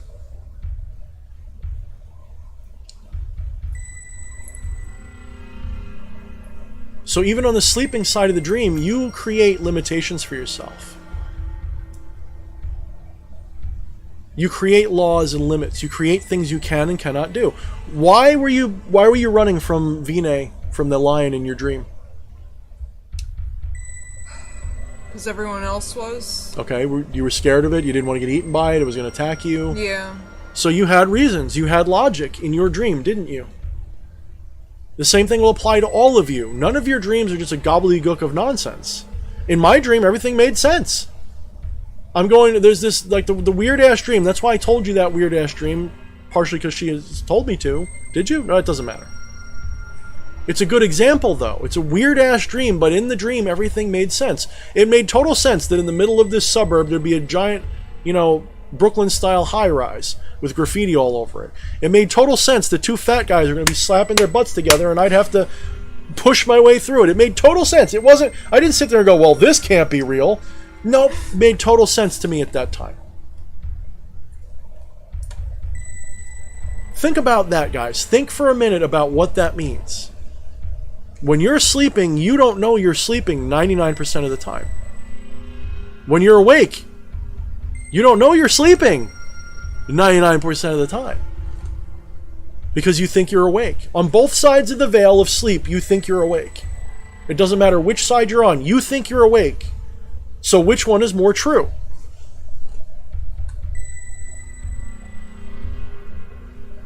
Which one's more true? Is this one more true because it has rules? Is this one more true because it persists? How do you even know it persists for a fact? For all you know, when you woke up this morning, that's a new dream, and everything that you think happened yesterday is just memories to make this dream make sense. Yeah, we're getting off into like a little bit of a sophist argument here. I'm not even saying that that's what's happening. But what I'm saying is that both sides of the veil have their own continuity as well. Haven't you ever had a dream about something more than once? Have you ever had a dream that kind of played out and then continued on another night? Or as soon as you went back to sleep. Or as soon as you went back to sleep? So Tara says both are true. Both are true, equally real. The dream time from the Aboriginal outback. They think the dream time is more real. They're both real. The dream time is all there is. And your idea of this firm reality is just this side of that veil. That's all it is. So what's a lucid dream? Well, if you're an average person, you think a lucid dream means that you wake up in a dream and you recognize it's only a dream. I hate that way of putting it, but I'd use that terminology too. It's only a dream. I'm awake now in my dream and I can do whatever I want. No, a lucid dream is a recognition that the dream is an illusion. And that you have total power over that illusion at any time you want it. That is what a lucid dream is. It doesn't mean that you're more awake in the sense that you're awake in the daytime waking state. It means that you are suddenly aware of your power over those dreams. But you don't want to believe that you are a god, because if you were ready to believe that, you would just float away. You're not ready to be God yet. You're not ready to be ascended higher than the throne. None of us are. If I was ready to be an ascended master and fully disembodied, I would just, bye honey, and I would just do it. I haven't done that though. So I make excuses. I make stories. I make reasons why I'm not ready. When you're sleeping and you have a lucid dream, your excuse is, I'm God, but I'm not really. I'm actually just me dreaming that I'm God. That I have godlike powers.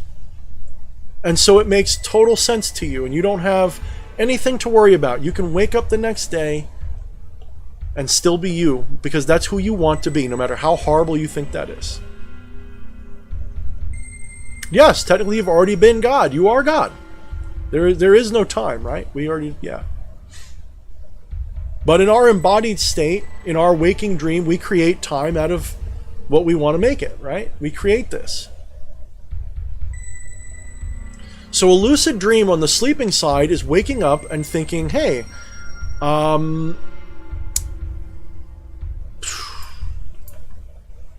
sleeping, I can do whatever I want. That's a sleeping lucid dream. You recognize the absurdity of the dream. You recognize that it's silly.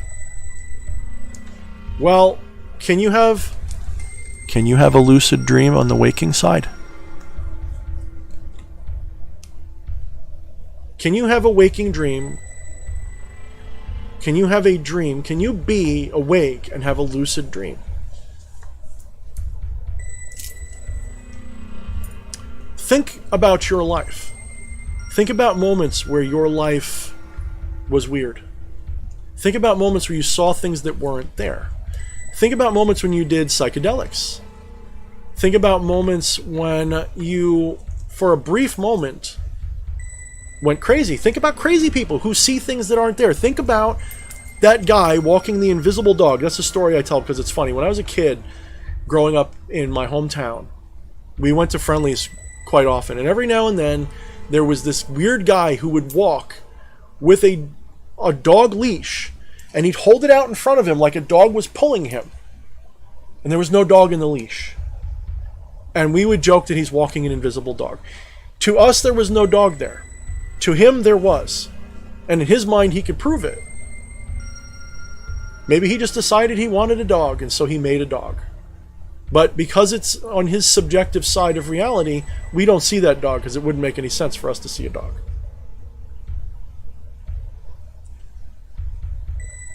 So your lucid dream, when you're awake, when you're in the waking embodied state, whatever that is, because I'm telling you again, when you're asleep and you're having a sleeping dream, you think you're awake there too. So really, which one's awake or not is a matter of context. This reality has one set of rules, that reality has its own set of rules. That's the only discernment we can make between them.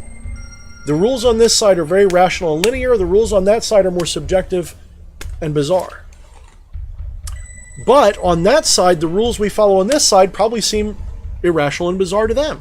What do you mean I can't fly? What do you mean I can't? What do you mean I can't shoot myself? Have I ever allegedly had shrooms? No, I've never, not even allegedly. I have allegedly tried little pieces of paper that apparently had some L's and some D's and some S's on them. But it didn't work, actually. It must have been old, or it must have got wet.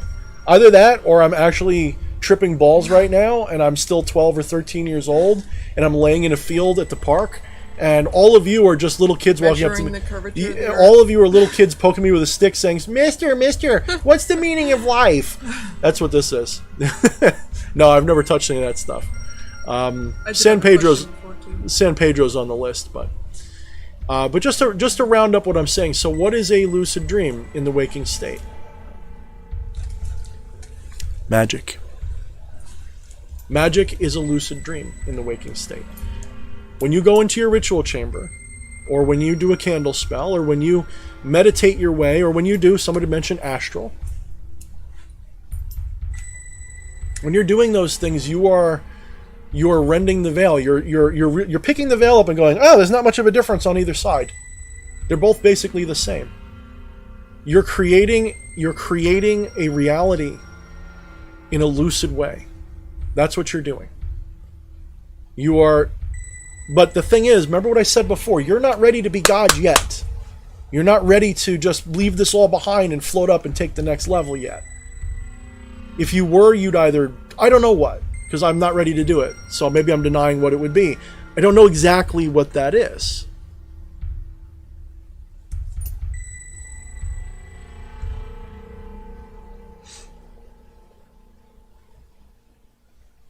What is it to be like that? How would you transition? The only thing that I can think of is that the transition would be nothing changes except your perspective. And having that enlightened state before, having had that moment of Satori and Zen, that's what it was like. I had that lucid dream for a moment. I floated up out of myself. I said, hey, I'm not that guy, but I am. I'm the trees, and I'm this, and I'm that, and I feel the wind, and I feel myself growing like trees. This is really weird. And then I came smack down into myself again, and I brought those memories with me, and they became like a goofy daydream. It became a goofy daydream, but I remember what it felt like on some level to be out of body. I remember what it was like to be not me, but to be me and everything else as well. I had a moment of lucid waking dream. Lucid waking. Good. I like that term. I didn't get it from you if it turns up in my next book. Lucid waking. Yeah. Yeah, Diaz says it just right. You already are. It's just a matter of pulling the wool off your eyes and recognizing that you're already that being. You're already that. Except you don't want to know it right now. And there's nothing wrong with that. This is why I don't base my work on teaching you how to get out of your dream. I don't think that you need to. You know, Buddhists are all, and people on this one path are all about, you need to become enlightened, you need to recognize your ego as a delusion, you need to get rid of your ego, you need to do this. And they don't say get rid of your ego, but you know, the average practitioner thinks that's what it means. You have to somehow deny ego. You have to have ego disillusionment, yes, but you don't have to get rid of it.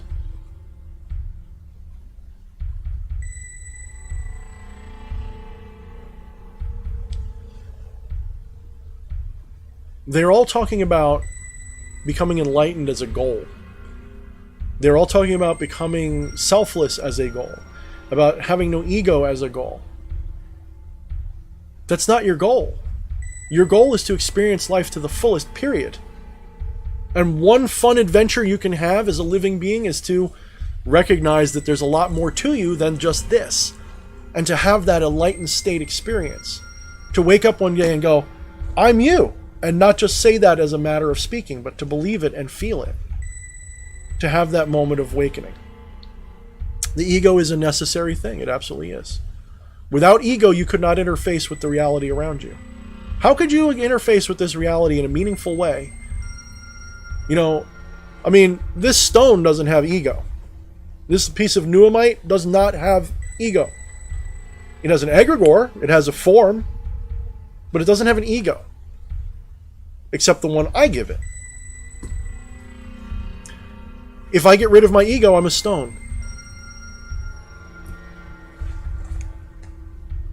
So if I want to have interaction with reality, I need an ego interface. I need an egregore that I think is me.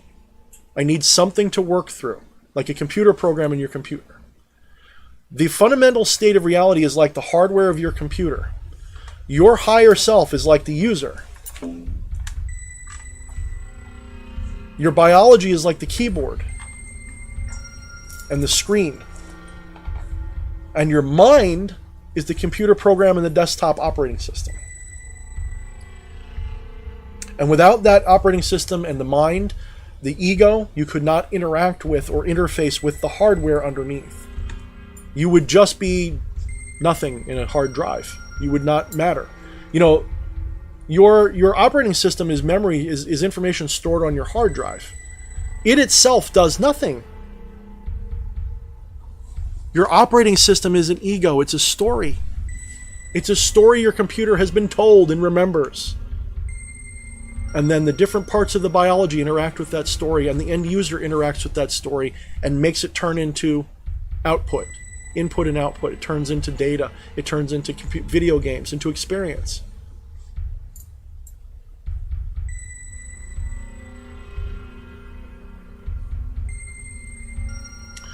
So let's get to that question. I think I've said enough. Just remember, I said it in Become the Maelstrom, magic is lucid dreaming while you're awake.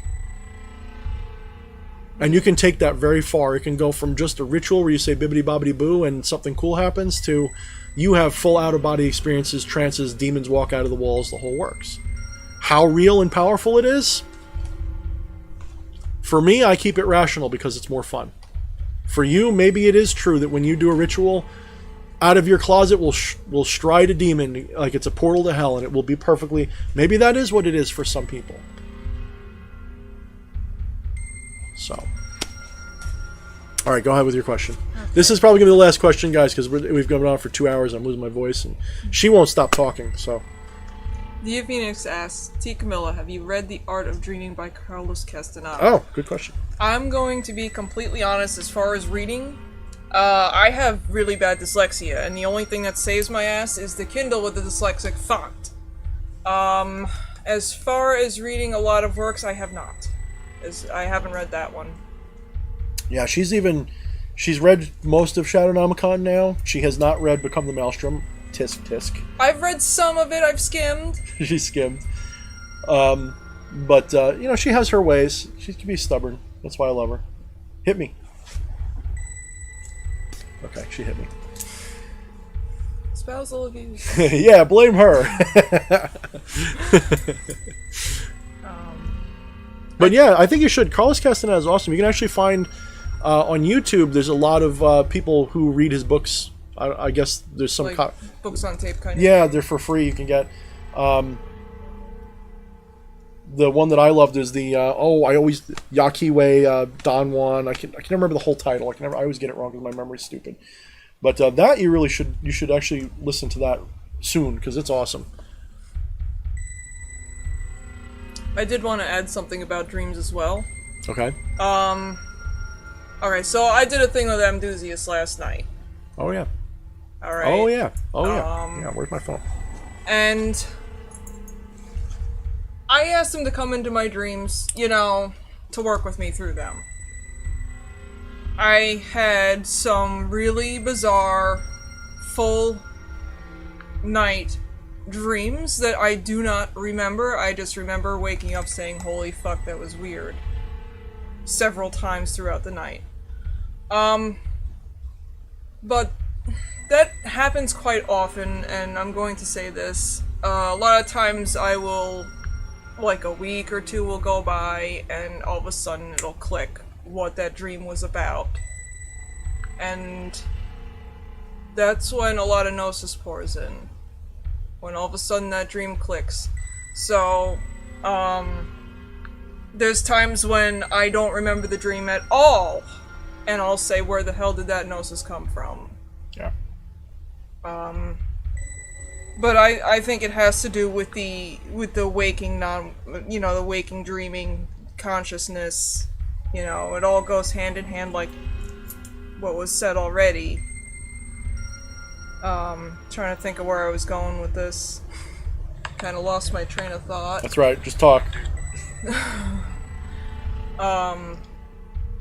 But it's like, you know, the dreaming and the waking goes hand in hand. You might not remember it, but it'll be there because you are you. You are all. It is there. Yeah. And suddenly it'll just click. Have I ever entered or caught somebody else's dream? People have tried to come into mine twice, and I kicked their asses each time because it's your dream. But there are definitely beings, human and otherwise, that can sometimes get in your dreams. They don't know they're doing it. And we do actually interact in our dreams. I'm going to move this a little bit, guys. We do actually interact in our dreams more than we realize. It's just we bring it back as goofy stuff that we don't realize. We can even interact with people when they're awake in our dreams, and vice versa. So that is my strong belief. All right, I'm going to show you guys a video. Hopefully I can do this. Let me move this. To answer your question, Dia Phoenix, yes, I do have quite often premonition dreams. Alright, let's see if I can screw this up. This will be the last thing, if I can get this to work. So, last night was a really cool thunderstorm. And when the thunderstorm, I managed to go outside and catch it, one of the first things I did was I asked Baal Hadad to give me a sign he was there. And he did I was visualizing where I wanted the lightning to strike in the sky, and it perfectly went exactly where I wanted. I was like, whoa, okay, that's cool. I haven't seen that in a long time. Who else is here? You know, like I started just talking to the spirits. And Amdusius came to mind. I knew she was going to be working with Amdusius. And although Amdusius isn't known for being a storm demon, he's a little bit associated with lightning, a little bit. So I decided to see if he would respond. And I actually caught some cool stuff. Let's see. Here, as I record this, I ask for a strong sign of your presence. You're getting a lot of glare. There we go. Yeah. Show us your power.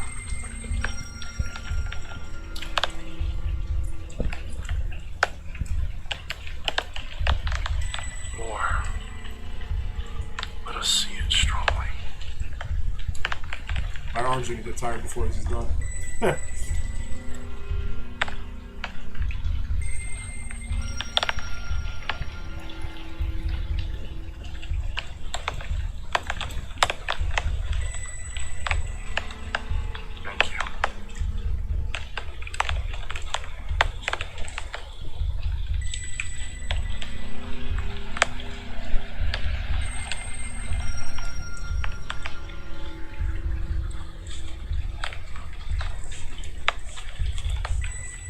Now it's really important.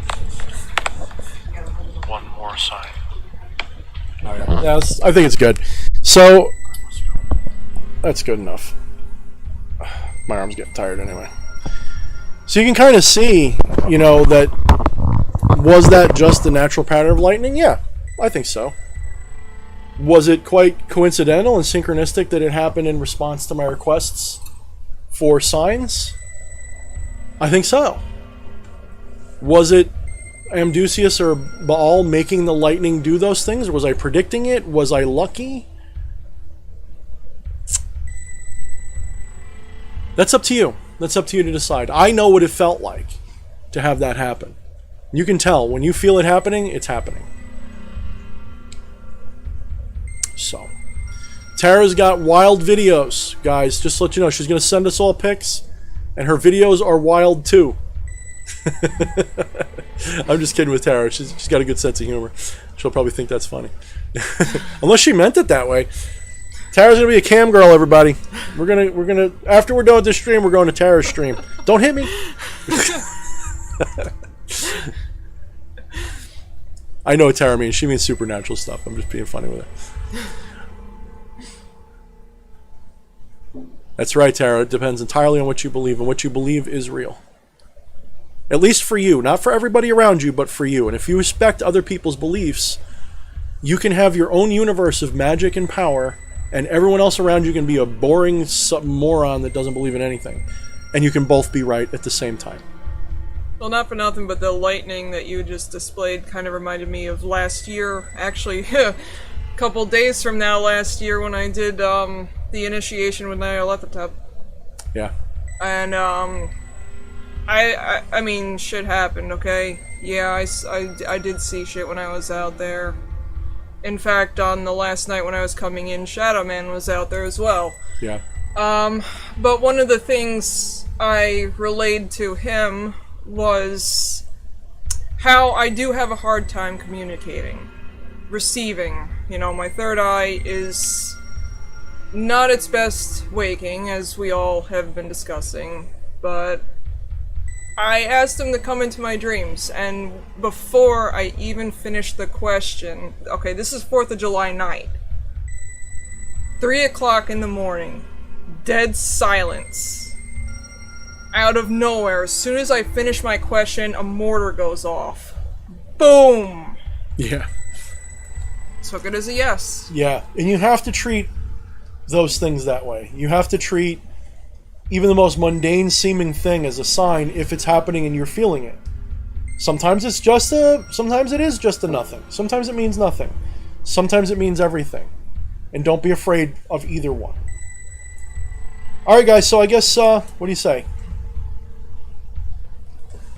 What do I say? Yeah, what do you say? We What done? do I say? Yeah, we done? I don't know, are we done? I don't know. You I think tell we're me. done. I'm kind of tired. My voice is going. I want to play some games, and Your because voice I did a is going. 5.5 hour stream with Quetting last week. I had an emergency stream this week. I'm not that interesting, guys. I don't know what you guys seeing me. I'm not that interesting. Ask this one. I'm boring.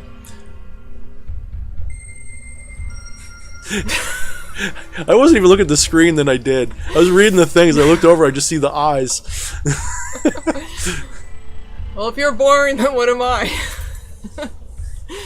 I don't know. What are you? More boring? I guess Equally so. boring? We're both boring. Some We honestly are kind of boring. If you saw our normally, we're like normal routine. we're like boring like the Addams Family. Like we don't leave the house much, you know. But you know, there's spirits and crap flying around all over the place. It's fun.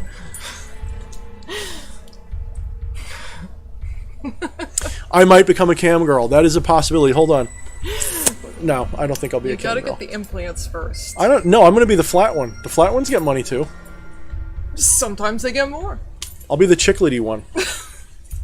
No, I'll be the cross dresser. That'll be hot because it's a thing. I'll get you the Jessica Rabbit dress. I'll wear it too. It'll be good to I'll go. wear that shit. I got about 60 pounds to lose, tease your guys, hair. and then we'll see. I'll tease your hair. We'll see what happens in 60 pounds. All right, guys. Everybody that we know and love, thank you for being here. You want to support me, you know what to do. You go down to the description of this video or any of my other videos. There you will find links to my books. You will find links to Patreon. You will find links to my Teespring store. But most importantly, I did just rebuild, remake, and fix my website, so now it works on every system you can have. I use a blog platform now, and I use my domain name now, so it's a lot easier to get to. And remember, you guys can go there, and I do offer services there and a lot of other stuff that I'm going to be adding to. Most of the blog posts are old, and I'm going to be editing and updating. So go there a lot, and there will be more written content, and I can be a lot more free with what I say and think on my blog and on BitChute, because honestly, I'm sick and tired of censorship. I'm sick and tired of cancel culture. You know, we don't have to agree on much, but if you're censoring people, you're an asshole. And I don't mean blocking them on Facebook. That's not censoring. I mean, if you're blocking people for wrong think, you need to go. You represent the other side of history that I plan to stand on. So, thank you guys. We love you all a lot. We thank you for your respect and fun. And we'll have the wife on again at some point. I don't know if she wants to be a regular fixture or not, or just occasional, but we'll have her back on. And, I like just sitting in and listening too. Well, you do. You sit there and you got your thing, and you listen, and you hit me with stuff, and it's pretty fun. All right, guys. We'll talk to you soon. Have a good night. Mind the shadows.